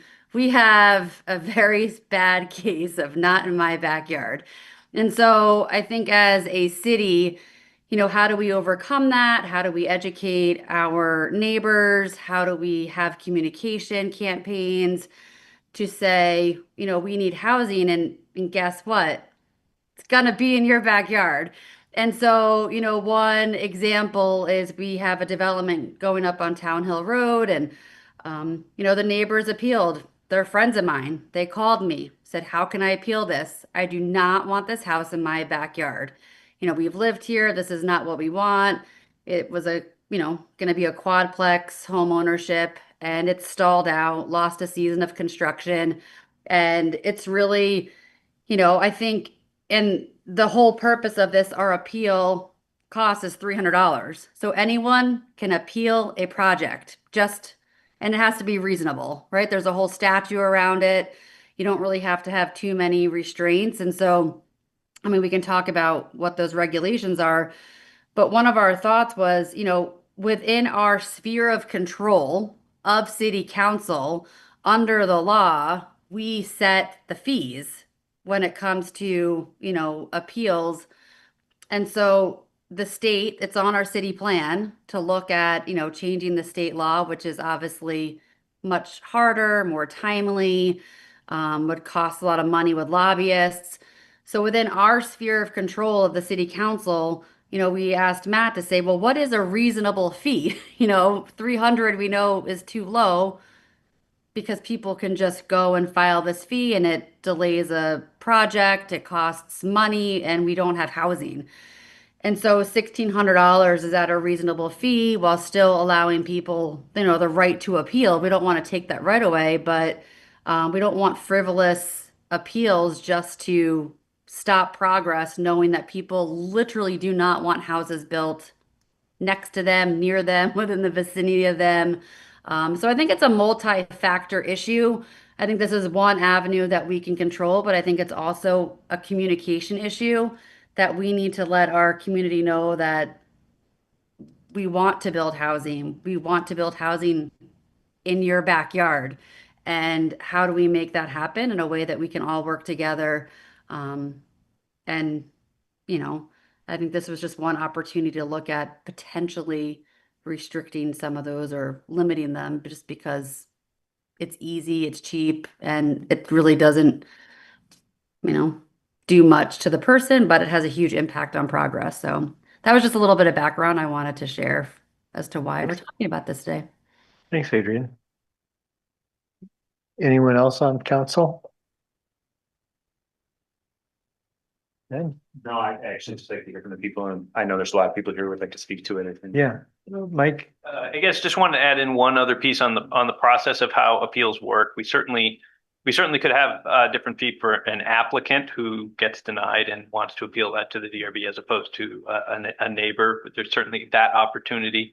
I also wanted to point out, even in our fee schedules today, what we have is a rule that says if you appeal and win, you get your feedback. And really, it just comes down to the fundamental fairness. If you're going to take the time to appeal to say, my staff didn't do their job right, then, and you prove my staff didn't do their job right, then we shouldn't be charging you money to prove to me that we made a mistake. And so we do have already in our fee schedule, if you appeal and you win, so yes, if you made a change to say $1,600, if they demonstrate that there was an error made by the staff, then they would get that money back. But if it is a more frivolous appeal just to delay the project, there would be a cost to them to delay that project. And so that just so you have a little bit of framework of the process, if you went that way, we do refund fees because we do want to reflect the fact that if we make a mistake, we don't want to charge you for that.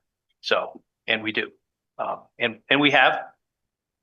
We also have in the process, just so the public is aware, when we do an appeal, Meredith is our zoning administrator. She makes all those decisions. She's delegated authority. I can't tell her what to approve and not approve. She makes all those decisions on her own. If there is an appeal, that comes to my desk. I then take over the appeal, re-review all the facts, and come up with a new thing. She then becomes the defendant. Actually, I think last Monday, there was a defendant in the appeal. And she has to defend her decision in that just so the public knows, we take appeals seriously. We want to make sure we get an independent review. We want to make sure we get things right. And there are at least one occasion where I found in my recommendation that there was an error made and recommended to the DRB to award in favor of the appellant, and another time where I believe the DRB ruled in favor of the appellant. But for the most part, these generally go in favor of the zoning administrator. But there have been two cases where it was demonstrated that there was an error that was made. And so I did want to point that out just for the public to know that, we take seriously doing and being accurate, but when you do hundreds of permits a year, there are going to be times where something happens. And so we encourage people to have that opportunity, and we don't want to block people from having that opportunity, but at the same time, we also don't want this used as a weapon. So, Mike, what you just described applies to appeal of an administrative decision. What about at the next level, at the DRB? How to think when the DRB's decision is? That goes to the next level, and it goes to environmental court, which is now actually Superior Court, a division of Superior Court. But yes, so and that's really out of our control. In some cases, we are always participants in it, but in some cases we participate a lot. If it is an actual appeal of us, a lot of times when it goes to environmental court, it is neighbor versus applicant. And in which case, at that point, it's a de novo hearing, heard anew at that level, and we are just bystanders. We will sometimes be called as witnesses, but I think, as Matt pointed out, there are cases where we will be the appellant. We had a case where somebody appealed to say our zoning bylaws did not meet state and federal law, in which case we are actually going there as the defendant, and we had to prepare for that case. And we usually win in environmental court, but it does delay time.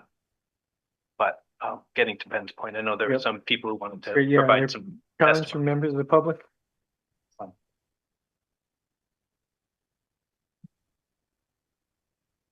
Good evening. My name is Chad Simmons. I live on J Street here in Montpelier. Longtime listener, first time caller. So thank you for doing the work of the city. I am here to speak in favor of the city looking at options to charge a fee or at least shine a light on the impact of appeals on housing permits and the attempt to build housing in the city. For my day job, I work for the Vermont Housing Finance Agency. I'm not here on behalf of the agency, but I do have some insight as to how this impacts the construction of housing across the state. There is a couple of things I just wanted to point out. One is the financial impact of appeals are both real and also perceived. And we've talked a little bit about it this evening. The real part is anything that has state subsidy or taxpayer dollars. Anytime an appeal happens, those dollars can't be put to use. And oftentimes in housing development, that means the project becomes more expensive and taxpayers are left paying far more, and especially in this day and age, for the construction of housing. Two, and most importantly, I would say, is it creates a chilling effect on housing development. There are going to be less opportunities for developers of any type, nonprofit, for-profit, to say, yes, I want to build homes in that community if they see time and time again appeals blocking the development of those homes. The other part is just the real life choices that that has on people, on the residents or future residents of the city. In 2021, there were approximately 24,000 renters who could theoretically afford a medium priced home. By 2024, in 3 years, that dipped down to 9,300 people. 9,300 renters could afford a medium price home, which is a long way of saying homes are too expensive right now, and it's getting harder and harder for people to have choices to live. Being able to predictably and easily build homes is one way in which we as a city can make it easier and more affordable for people to get into homes. The last thing I'll say is my personal story. Our family moved to Montpelier from Brattleboro 5 years ago. So we lived in Brattleboro for 15 years. We owned our home for 3 years prior to moving up here. And we just recently, almost 2 years ago now, bought a home on J Street. The house we bought on J Street was 2.5 times more expensive than our home in Brattleboro. So as you can imagine, and just about done, that makes it very difficult for our family to be able to afford a lot of the things that we like to do. And we have two very good incomes. I would just reflect that we've been, as a city, struggling as a downtown, as a city. I would say a lot of that is because many of us are having a tough time affording to live here. Thanks, Chad. Yep, thank you. Is there someone else in the room who'd like, yes, come on up.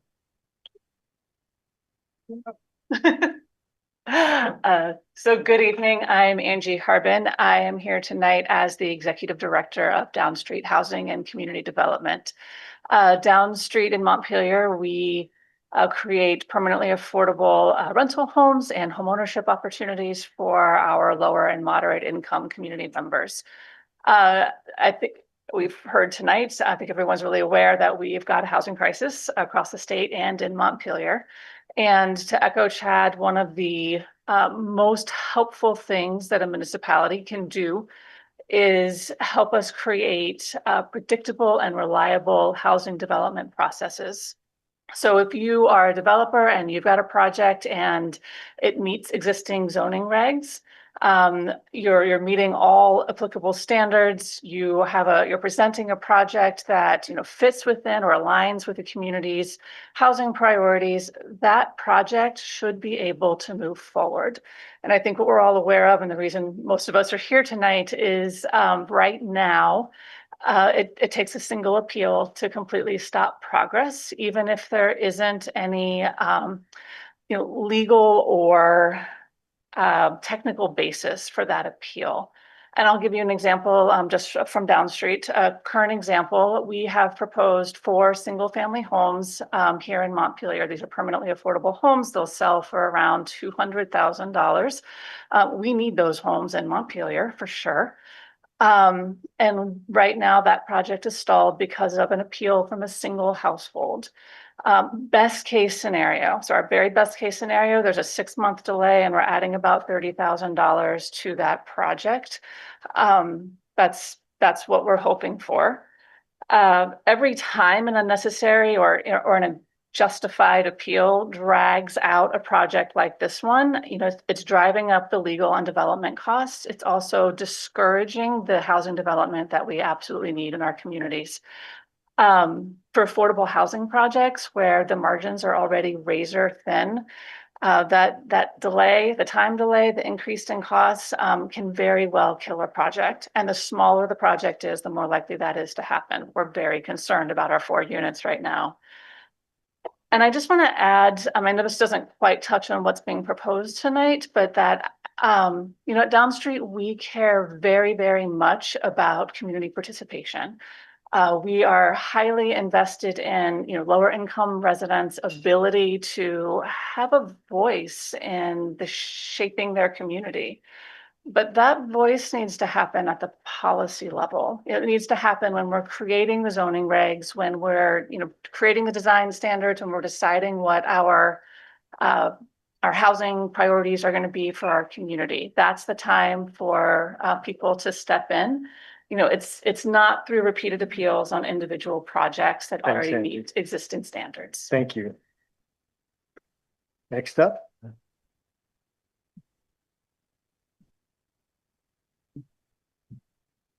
Hi, everyone. My name is Seamus Lombardo. This is my first meeting. I'm a former renter and new homeowner here in Montpelier. I live on Grandview Terrace. I'm here to provide information that I hope informs a process that mitigates the spending of our limited resources on what seem like often frivolous appeals and generally easing and expediting housing development in Montpelier. There are multiple reasons I support this fee change, but as we've heard tonight, the core of it is that we're in a housing crisis.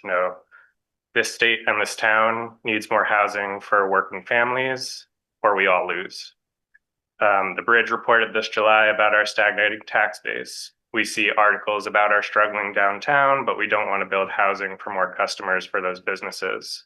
Our state workers, like my wife, are returning to the office, but those who live far away will have no place to move and our services will suffer. We're worried about rising school taxes, which are driven largely by health insurance benefits in a state with an aging population, but we make it near impossible to unburden the system by allowing young people to stay or live in Vermont. This is to say nothing of the homelessness problem in our state, which is driven by housing scarcity. My reasons are also personal. My recent home buying search was a huge struggle. I care deeply about this town, and when my wife and I moved here, we sought to get involved as members of the community. I'm the robotics coach at the high school. My wife works for the state. We both play Irish music in the session in town. I'm excited that my wife is pregnant with our first child, and we wanted to further ingrain ourselves in a community by buying a house and raising our kids here. I'm lucky to be well educated with a PhD from MIT in aerospace engineering. That's a level of education that used to be synonymous with being financially set. However, it was difficult to afford even a modest home in Montpelier. I want my child to have other diverse children to be raised alongside, but housing scarcity, a direct consequence of frivolous appeals, makes it impossible for working families to live here. So I hope the information that you hear tonight helps the city, not spend its limited resources on addressing what seems like frivolous appeals. So Thanks. Tim Sinnott, see you online. Hi there, can you hear me? Yes. Yeah, Tim Sinnott, District 1, and I'm also a planning commissioner. Thanks for your time. I wanted to speak briefly in support of this proposal. Raising the appeal filing fee will create a more balanced and efficient permitting process for new housing. The higher fee would not restrict access to the appeals process, but ensure that the process functions as intended, as a mechanism for reviewing genuine disputes, not frivolous appeals intended to delay and ultimately squash new housing developments. Appeals that lack merit directly undermine city housing goals by deterring housing developers from pursuing local projects here. The increase in filing fees ensures that the city can recover its administrative costs, reduce misuse of the appeals process, and better support housing production goals consistent with our newly approved city plan and community needs. Thank you all very much. Thanks.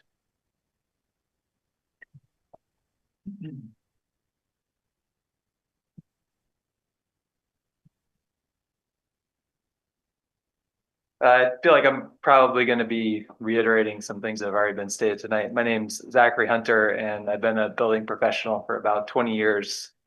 Since moving to Montpelier in 2010, I've built 5 new single-family homes and have worked on many renovations and other additions throughout the city. I want to start by acknowledging the positive steps that the Planning Commission and City Council have taken to update our zoning and create more housing opportunities. I think there's been a real attempt at streamlining the process that has encouraged density and infill, and I think these are essential to meeting Montpelier's housing goals. Despite this progress, I still hear a familiar refrain when new projects are proposed. I support housing, but, and here we are. This but signals an underlying resistance to development, and it's one that can be amplified through the appeals process. I think appeals are important for fairness and for oversight, but they can also be weaponized, used to delay and derail projects that have already earned approval from city staff or the design review board. Personally, I've been involved with 3 appeals, and so far the results are always the same. There's an added cost to the applicant, which has already been highlighted tonight. There's an added burden on city staff and an added cost to Montpelier taxpayers. In the end, there's always months of delay at best, and we're delayed in delivering new housing to our community. It's important to note that the threat of an appeal is enough to stop progress before it starts. It creates a real chilling effect. Small local operators like me may choose to walk away from projects because they can't risk the uncertainty, the time, the legal expense that even a baseless appeal can bring. And I think that fear discourages exactly the kind of modest community-based development that we say that we want. The issue is that people with little skin in the game can halt viable projects with minimal consequences. The Those costs, whether it's staff time, hearings, legal review, can add up quickly for taxpayers and applicants alike, especially when appeals turn out to be frivolous or without merit. We need a better balance. The appeals process should remain open for genuine concerns, but not to serve as a tool to obstruct needed housing. I urge you to consider reforms that protect fairness, discourage misuse, and allow responsible community-supported development to move forward. Thank you. Thanks.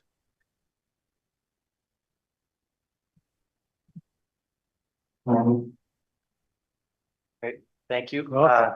James Moore, with on just off Town Hill Road. And I've unfortunately had a lot of personal experience with appeals here in town.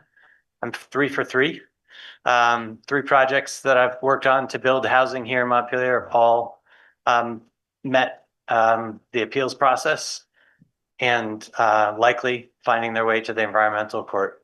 I don't think a fee change is likely to dissuade most of those people who are appealing the projects. So I don't think this is about punitive. For me, it's about why would we waste city resources subsidizing frivolous behavior that is counter to the goals stated in our city plan. And I think at least getting the municipalities' costs covered is a very reasonable approach. I did want to share a little bit of good news. I had the opportunity to listen to Kevin Chu this past week from the Vermont Futures Project. And 2 years ago, they do an annual poll, the Vermonter poll. 2 years ago, 60% of Vermonters said that they would support increasing housing to increase the population in Vermont. 2 years later, that number is nearly 75%. It's over 73. So there is public progress. People do want the housing. And as has been highlighted, it takes one person in the general neighborhood to file a frivolous appeal. So I do think, the city shouldn't be subsidizing that. I will say that to me, it's not an either or. Councilmember Gill spoke about, the sphere of influence. I think you all have a sphere of influence here with the city fees. I also think it's called out in the city plan. This needs to be addressed at the state level. If there's a public process that creates our zoning regulations, that is where the input needs to happen. But then if we have projects that strictly meet our zoning regulations, they shouldn't go into 2 years worth of appeals. And that is a change that needs to happen at the state level. And I think you all can play a role there with our former mayor, with our state senators, state representatives to encourage them. They're going to be considering that issue this year. There are a lot of small steps and some big ones that I think that need to be taken to actually move Montpelier forward when it comes to our housing. And I think this is a good small step that you all could take. My request is that you actually take action. Thanks, James. Thanks. Are there any other members of the public? I'm not seeing anybody.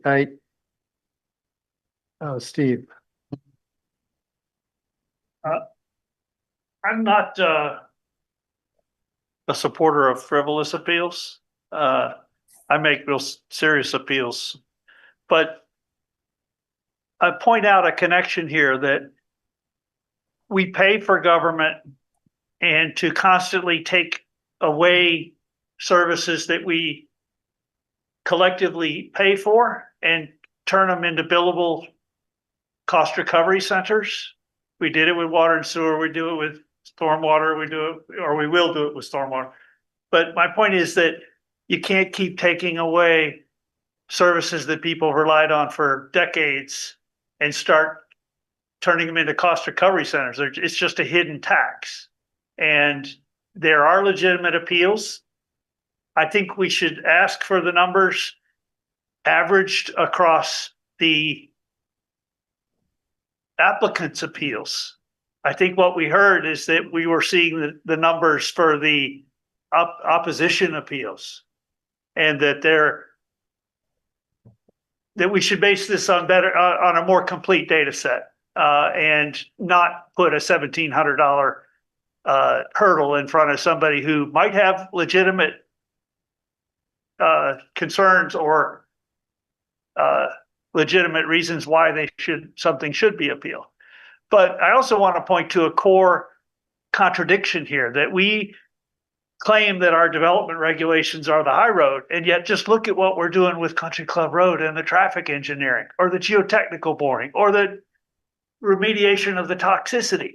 We lose all credibility as a building and planning department if we cut corners. I mean, Mike Miller said his job is to find a way around what lawmakers didn't know what the hell they were doing. My job's to find a way around it. And he's demonstrated that that's what he's doing. And so you can't really claim that you're going to be fair and equitable with this appeals process when you're flagrantly ignoring sound practice and law with our city plan, with our Country Club Road development. So let's not be hypocrites about this too. So I'm not for frivolous appeals, but let's get our own house in order. Thanks, Steve. As I was listening to the comments about this, I was thinking back to what someone said in the discussion of Country Club Road and the RFQ, which was that someone said here that we didn't get the parking garage and the hotel downtown because they weren't popular with the people of Montpelier. The fact is, we didn't get the parking garage and the hotel because a tiny group of people were determined to keep litigating it and did litigate it until the company was no longer willing to accept the delays that litigation, that frivolous litigation created. And so I think this is a good point. So where are we here? I assume you don't have a proposal to raise the. Oh, go ahead. Go ahead, Mike. Okay. This was asked by Councilor Gill and Sally. And Alfano, I think, yeah. Alfano, to bring this to you. And so we put together the facts, we brought them to you. The opportunity you have is to go and direct staff to go and bring an amended fee schedule back to you with whatever types of changes if you wanted to make differences. We also can have more conversation about how we would like to amend the fees. But to amend fees would require a motion on a new, it's a policy change, so it's not an ordinance change. Doesn't need two readings, it just needs one to change the fee schedule, and that would have to be at another meeting, but we would need to have some direction as to what you'd like us to bring back. Adrian.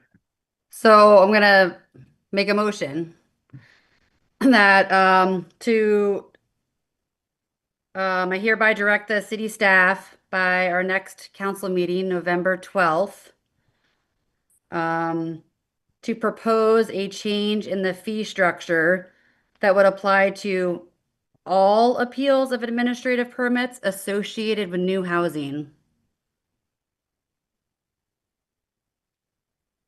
And do you want to put a dollar amount on I there? would say a fee not less than $1,600 to cover the minimum expected costs.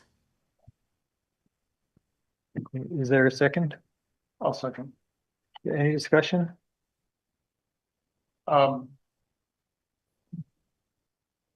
May I?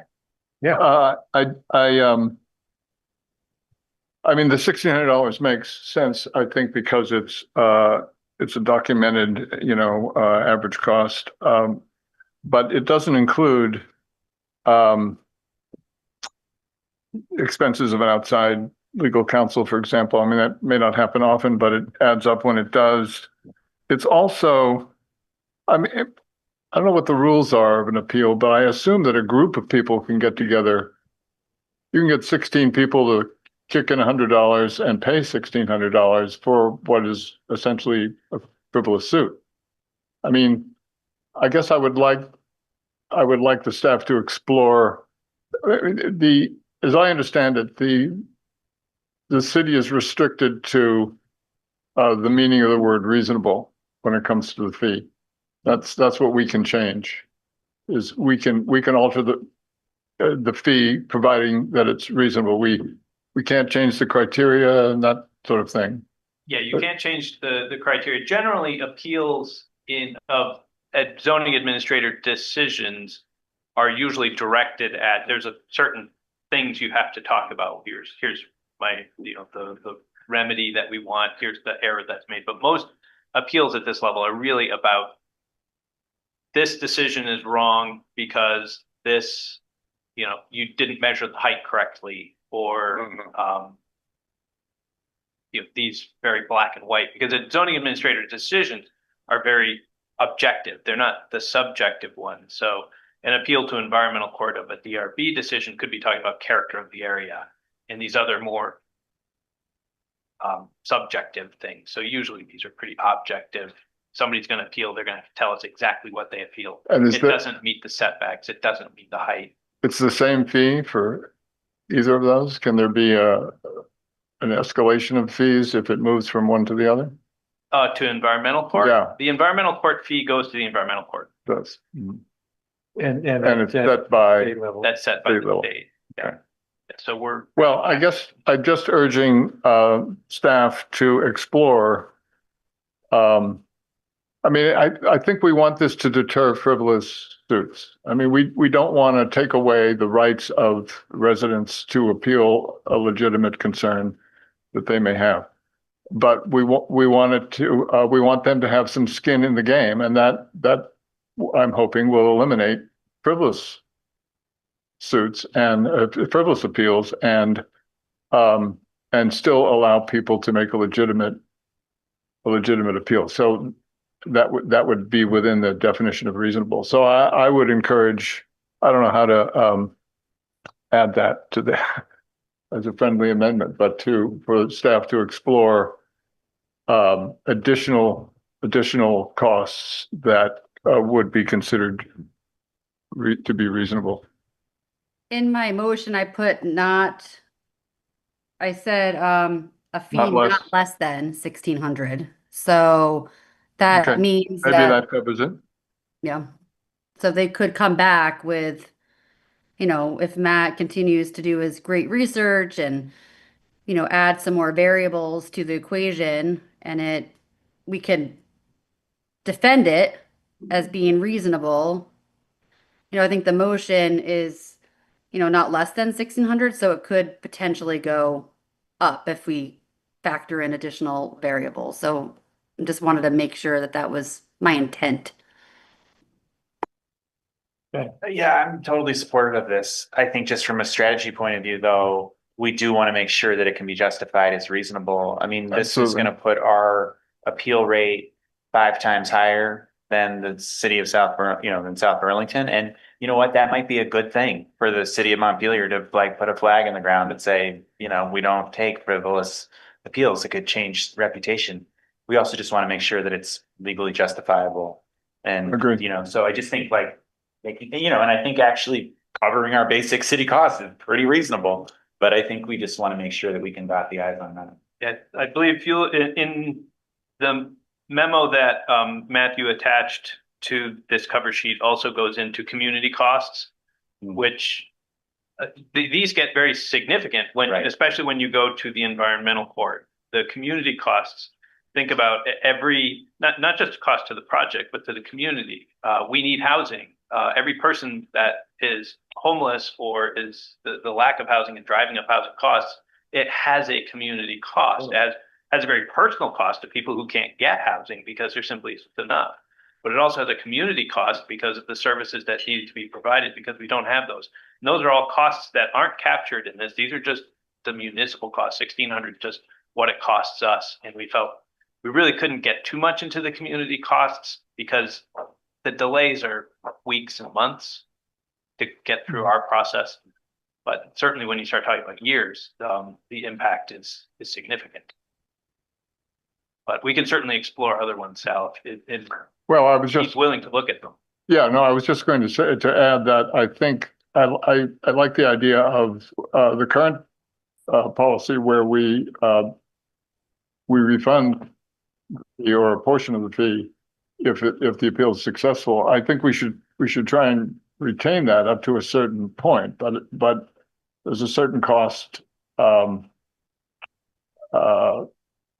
to just to exploring the appeal. Anyway, we should consider that including that policy in a variety of ways, depending on how large the fee gets. I mean, if it's a much larger fee than $1,600, we ought to have, I guess, more of a framework around how that, what part is refunded and what part is forfeit, regardless of the outcome.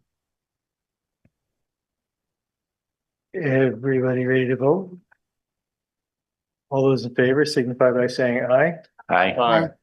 Any opposed? All right, thanks, folks. Thanks for coming in, everybody. Thanks for waiting. So let's just keep charging ahead and try to knock these off. Next is item 10, the 1216 Main Street RFP. So this one I haven't had a lot of involvement with, so I'm going to turn this one back over to Matthew, and he's a lot more familiar with this. This is on our strategic plan to revisit the 1216 Main RFP. Great. Matt, Yes. the floor is yours. Thank you. I'm going to share my screen again.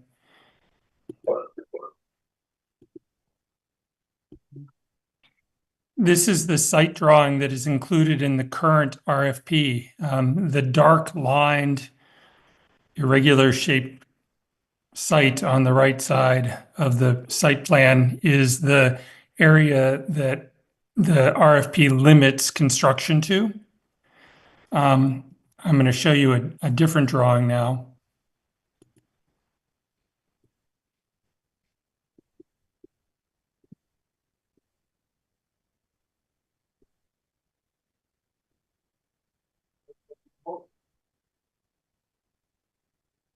I think that by limiting the site dimensions as strictly as the original RFP did, and also this is a cautionary tale about asking for $400,000+ for the site.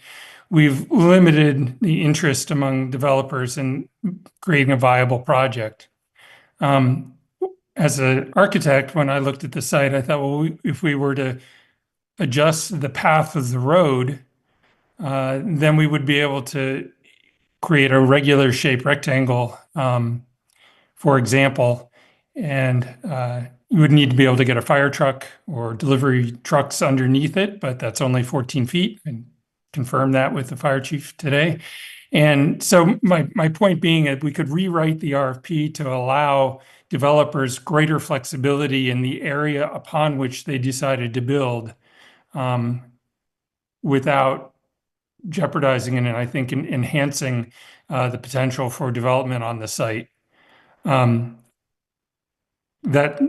would be my recommendation, is to revisit the RFP.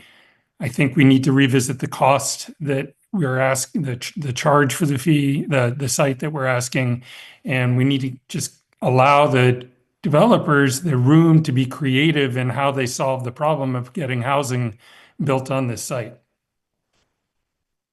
Okay, thanks. Questions? Let me see if there are questions from members of the council first. There may not be. Come on up, James. I'll go. Oh, I'm sorry, Adrian, you go first.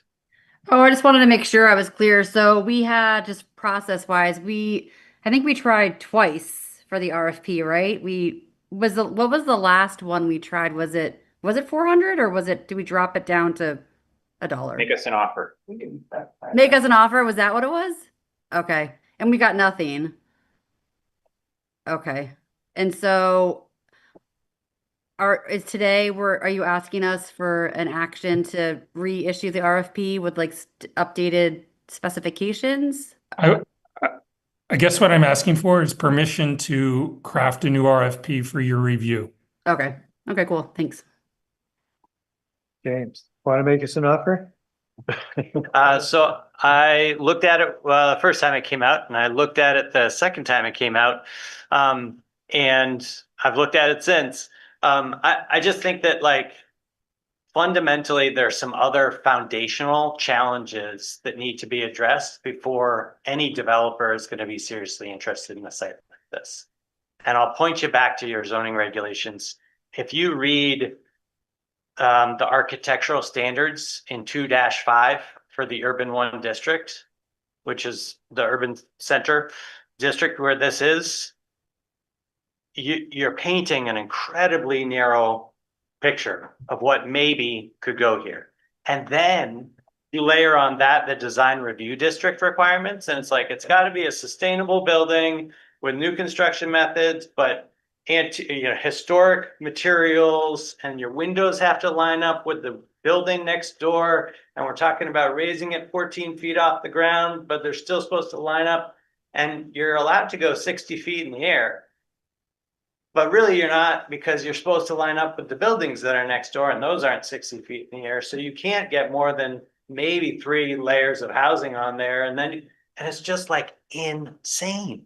And we say that like, oh, our zoning regs are not the problem or this or that. Like, I'm just telling you from a development perspective, I look at that and go, oh my gosh, there are 10,000 ways anybody who opposed this project would be able to say it doesn't comply and take it to the environmental court for 5 years. Like, no way. And I'd love to build there. Like, but density matters. And if you're going to raise it 14 feet off the ground, which you need to, it's floodplain, and like there's a road there, and there's, you know, a requirement basically for retail. We want retail on the lower level. Well, guess what? Nobody can do retail now and make much money, let alone building new retail required. And so now you've got an entire, you know, some of your building that doesn't generate any positive cash flow realistically. So it's just like, I think sending out a new RFP is not a bad thing. And I love the energy that Matt has brought to this and the creativity to think about, well, what can we do to this site to make it better? I'm just saying, I don't think raising it 14 feet and putting the road under it is going to cut it. You've got more foundational things that your departments and committees need to address if we actually want buildable housing. And you know, you spoke to that Rutland example, and you listed out all of what they did to try and get a hotel and housing. This is not a straightforward lot at all. So, but I applaud the creativity. You willing to sit down with Matt to talk about what it should look like? We've emailed some. Okay. And I would love to. I think it'd be great. Thanks. Any other members of the public? I'm not seeing any thoughts from council? I just have one thought. I really appreciate that, James. I think I'm fully supportive. I think Matt should go back and use all his creativity and ingenuity and come back with an RFP for our review. I would also, though, really encourage solicitation from potential developers as part of that process of like asking that question of what would it take to get you in this lot, right? And I think that becomes a really great opportunity too for Matt or for the city staff to be just one more way in developing those relationships with people who might actually build things. That raises a question, Matt. Have you talked to any potential developers? Has anyone approached you? Nobody's approached me. I have talked to James. Okay. I ran this idea by him maybe a month ago. I probably did that drawing I shared in the first 2 weeks I was here. It was like the first thing I did in my spare time, not as part of my job. Yep. Thanks. Steve. Yep. Yeah, Steve Whitaker. About a couple of years ago, back when we cared about having any public restrooms in town, we were talking about building. We had I think hundreds of thousands in ARPA money, COVID money, and we were looking at the lot next to Mobile or across from Mobile on the far side of the intersection. opposite Mobile from the Northfield Street. But that's not a convenient place for anybody to go.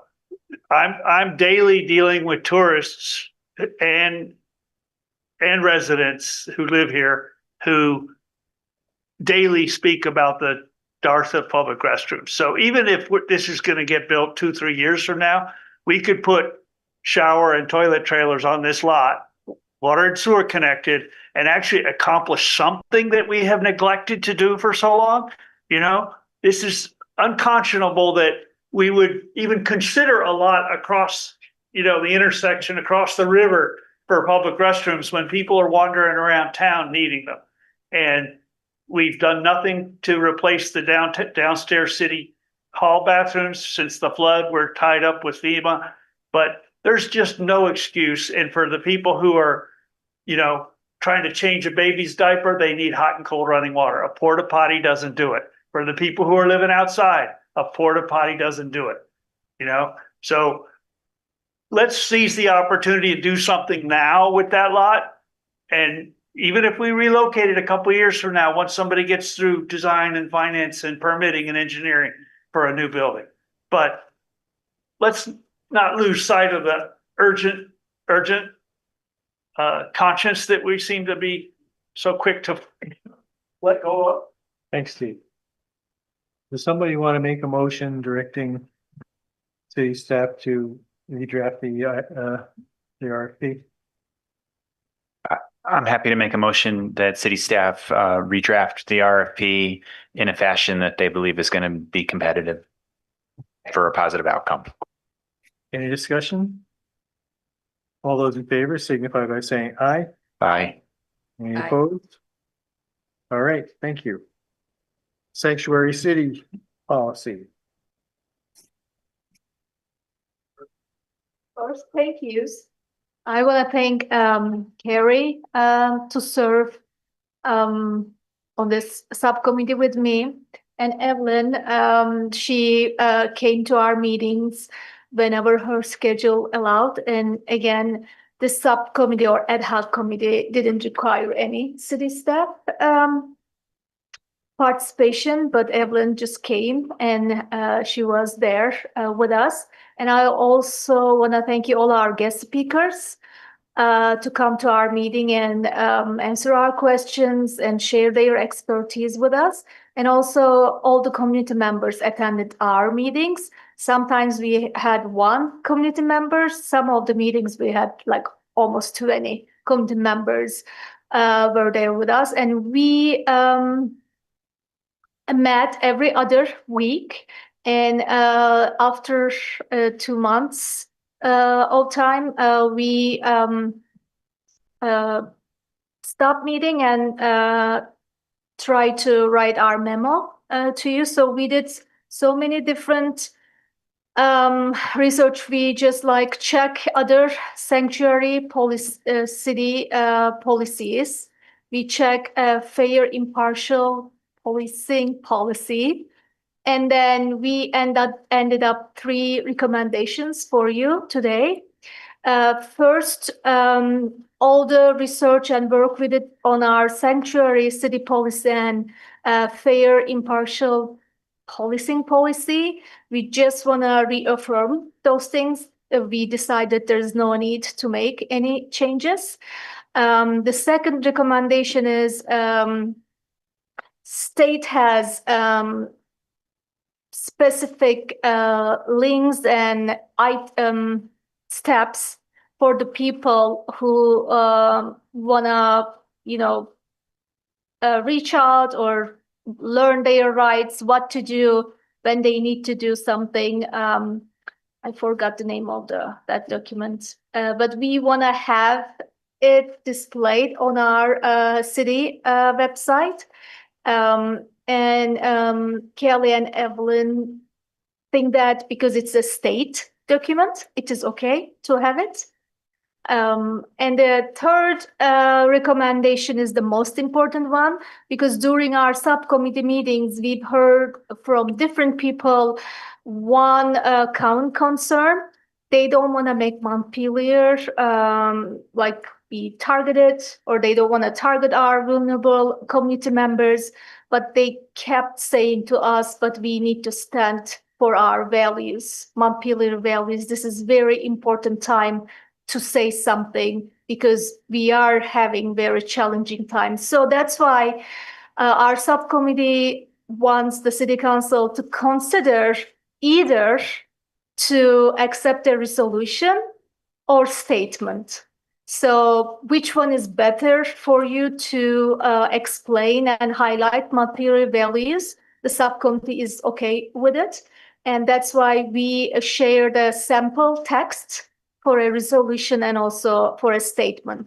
So tonight, if we can have a vote to revise the city website with this state document, and also to choose either a statement or resolution to highlight we respect our values, and Montpelier is a city that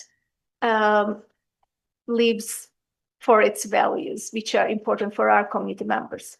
So I can answer any questions you might have. Carrie, if you want to add anything, I'm happy to leave the floor to you. All right, thank you, Palin. That was a great overview of what we did. I do want to echo your thanks to the community members who came. We had a lot of members of the public who came at various points and contributed. And as Palin mentioned, a theme that kept coming up for us from the members of the public primarily was, please don't make things harder for people who are already vulnerable and are already at risk.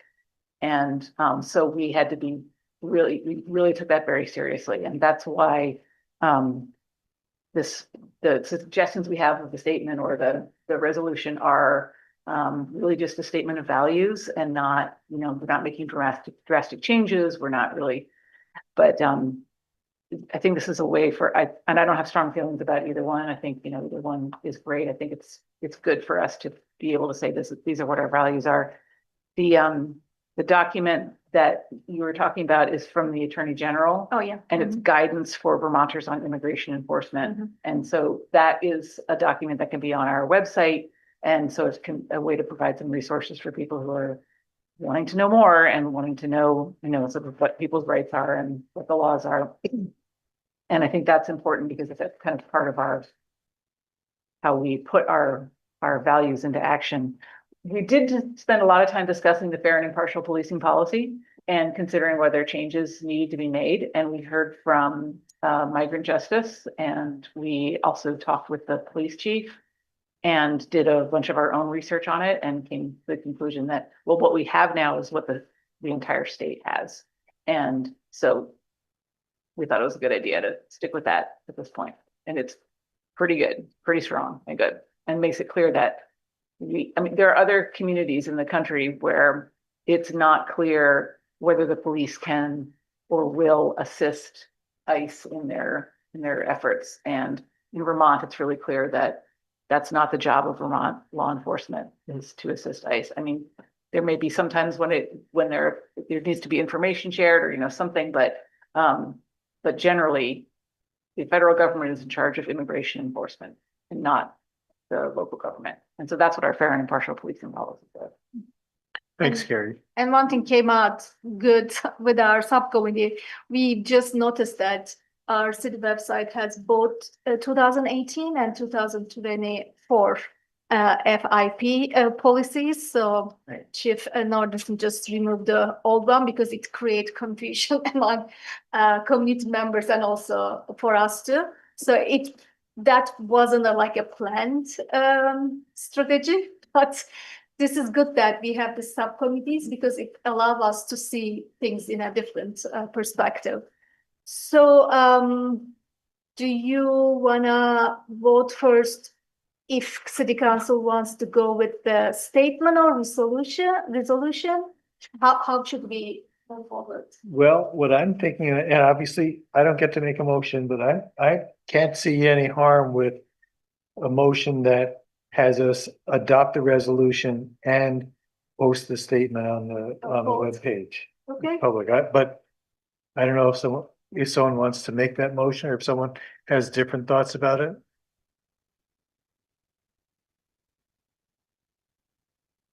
Okay, good. It's great news. You wanna use like both of them. Okay, Do you want to make the motion, Helen? yeah, so I will just like read the recommended action if it is okay.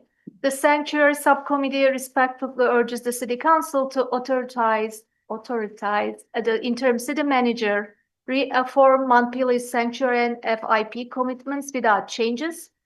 Ensure residents have a clear access to rights-based information provided by the Vermont Attorney General, and approve the attached resolution and statement to codify and publicly restate the city's position. All right, is there a second? Is that clear enough for you, John? Yeah, we're just reading. Yeah. Any discussion? All those, go ahead. I just want to thank the subcommittee for doing that work. Yeah, it's important. All those in favor signify by saying aye. Aye. Any opposed? All right, thank you. Thank you. Thanks, Phil. Yeah. So I got a comment. I thought I would. Can I make a comment on that? Jared? Yeah, you can.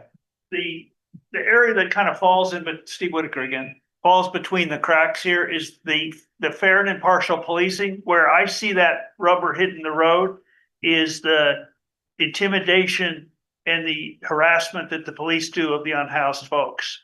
There's no grounds, and even the city manager posting Country Club Road as a sensitive area. That's harassment. That's just fundamentally unethical, unsound, and it wasn't even an action of the city council.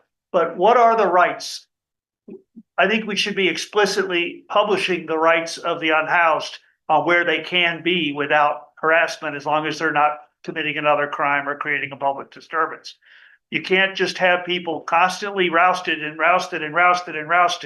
because they don't know their rights. And this is an area where the fair and impartial policing policy does not cover it. And the lack of oversight by the council of the police department doesn't cover it. So this is an area that should be posted on our website and in handouts for people.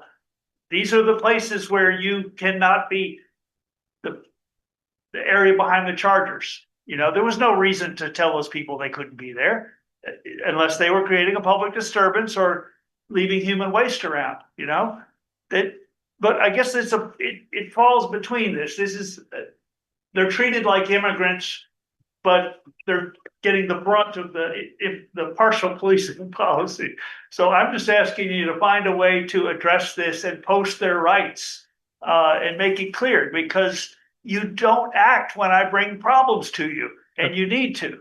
And you cannot allow a assistant city manager to designate a big piece of acreage, 38 acres, as a sensitive area. Any designation of a sensitive area should be a council vote, not a staff vote. Okay, thanks, Steve. Oh, yes. Two comments. One, there were public safety concerns by the Chargers that we did take care of today. And so that there actually were behaviors that, you know, really were dangerous in that location. And two, I would just like to speak to Country Club Road based on the policy that council adopted. We are in compliance at that location. Thank you. Thanks, Kelly. Folks, we're on to item 12. And I think this can be quick. Increasing the membership of the housing committee. Jim, do you want to? We held a meeting. We thought we would ask who wanted to be alternates. We got no takers. So I suggested, let's, rather than waste time trying to appoint two, which were the disturbed two people for sure. I said, why don't we just make it expand it to from 7 to 9 and have everybody be a full member and not feel that they're an alternate. So. Great. Do you want to make a motion? Yeah, I'll move that we expand it from 7 members to 9. Is there a second? I'll second that. Any discussion? All those in favor signify by saying aye. Aye. Any opposed? Okay, appointments to the Planning Commission and the Historic Commission. Someone want to move those appointments? Is there a second? Any discussion? I just want to acknowledge Paul Carnahan as a wonderful resource to our community. I think that thing that he does in the bridge is incredible. I served with him on the Montpelier Commission for Recovery and Resilience, and he's been an incredibly thoughtful person that understands the history of our city, and have seen him in action on the Historic Preservation Commission, and that is kind of my day job. And I just really appreciate his service to our city. No, I agree. And I should mention that I had an email exchange with Paul earlier this afternoon, because he was raising the question of, as we restructured how we do the timing for items on the agenda, if we put appointments at the very end, then we may lose people who who might be candidates for appointment. And so we can continue to think about that. So all those in favor, did we already vote? All those in favor signify by saying aye. Aye. Any opposed? All right, council reports. Jim? Yes. Carrie? I have no reports. Sal? I just wanted to thank the members of the subcommittee on a job well done, I think. I'm looking forward to results. Ben? I just want to thank Sal for his leadership on the subcommittee, and other than that, no report. Fallon? So I have a few, some great news, let me say. So our youth committee is part of a Central Vermont project now. Our committee was invited to be one of the stakeholders to collect data from their school community and also Montpelier about the future of education, and they will present it to the legislature. So until January, we are attending monthly workshops in Raldorf as a group, and also superintendent is also there with us. So when I see our youth committee just doing this work, it is like really great to see them be really civic leaders and trying to find a way to contribute our society. It is really great to see this. And we need 8 community members for our interview groups, because in addition to school stakeholders, we want to ask our community members about their education, their ideas about future of education, because taxpayers have a say in that. Second news, they are related. So childcare task force will give a brief to the city council November 19, and also economic development and growth subcommittee. We will bring our initial recommendations to the city council on the same day, November 19th. So that's all from me. Thanks. Adrian? So just give a brief update on the Vision Montpelier project I've been working on. So I think it's on the agenda, Kelly, for the 12th, just to confirm that. And I'll work with you to put together a cover sheet and timing and all that stuff. But just to acknowledge the community members on that project, there was a 6-week course held at the Montpelier Main Street Middle School and a course held at the high school on this topic, with local architects and planners teaching our youth how to plan and design a community, and the community was Country Club Road. So I think, I'm just so proud of this, that our youth got taught how to use skills that they're not typically taught in our public school system, and that they're going to be walking away with knowledge of designing, planning, landscape architecture, architecture of buildings, and they got to use our beautiful location here in Montpelier as a template for that design. So we'll be seeing those students' designs on November 12th, as well as the Norwich architecture students that will be submitting some of their ideas, and a couple other community members that I'm aware of. So I'm hoping to bring some of the students in just to share their experience of learning this skill through this project and, you know, just seeing what they came up with. So I'm excited to share that with you all. Thanks, Adrian. My report is just to reiterate that I think it's very encouraging that we've taken another step towards the new neighborhood on Country Club Road and hoping that it bears fruit. City clerk? No. City manager?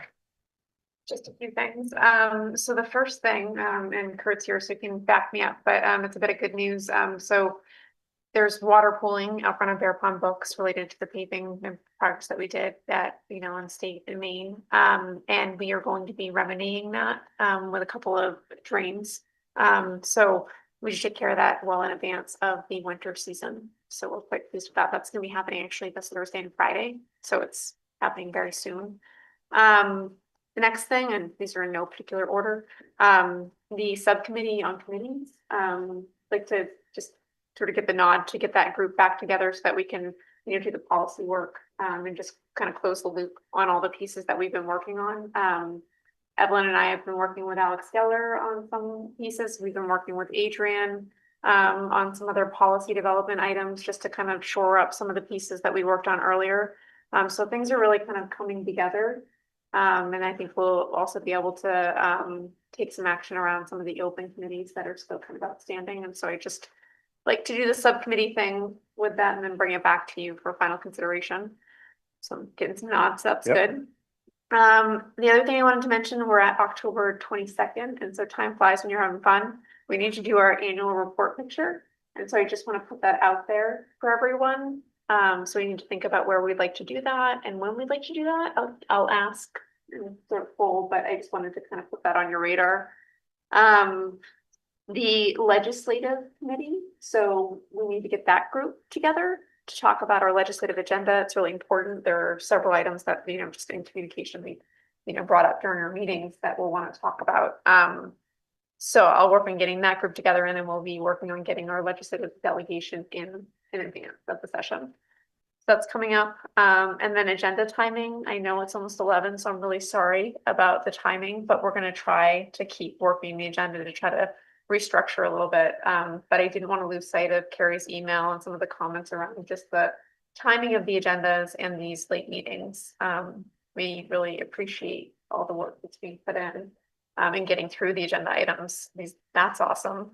But what I do wonder and just think about it, you know, it is a heavy lift for staff, but if we need to have weekly meetings to clear the decks, especially with budget season, and to keep the meeting shorter, we could also consider that. And so I just wanted to put that out there, just to let you know that we're thinking about it and want to make sure that you get what you need.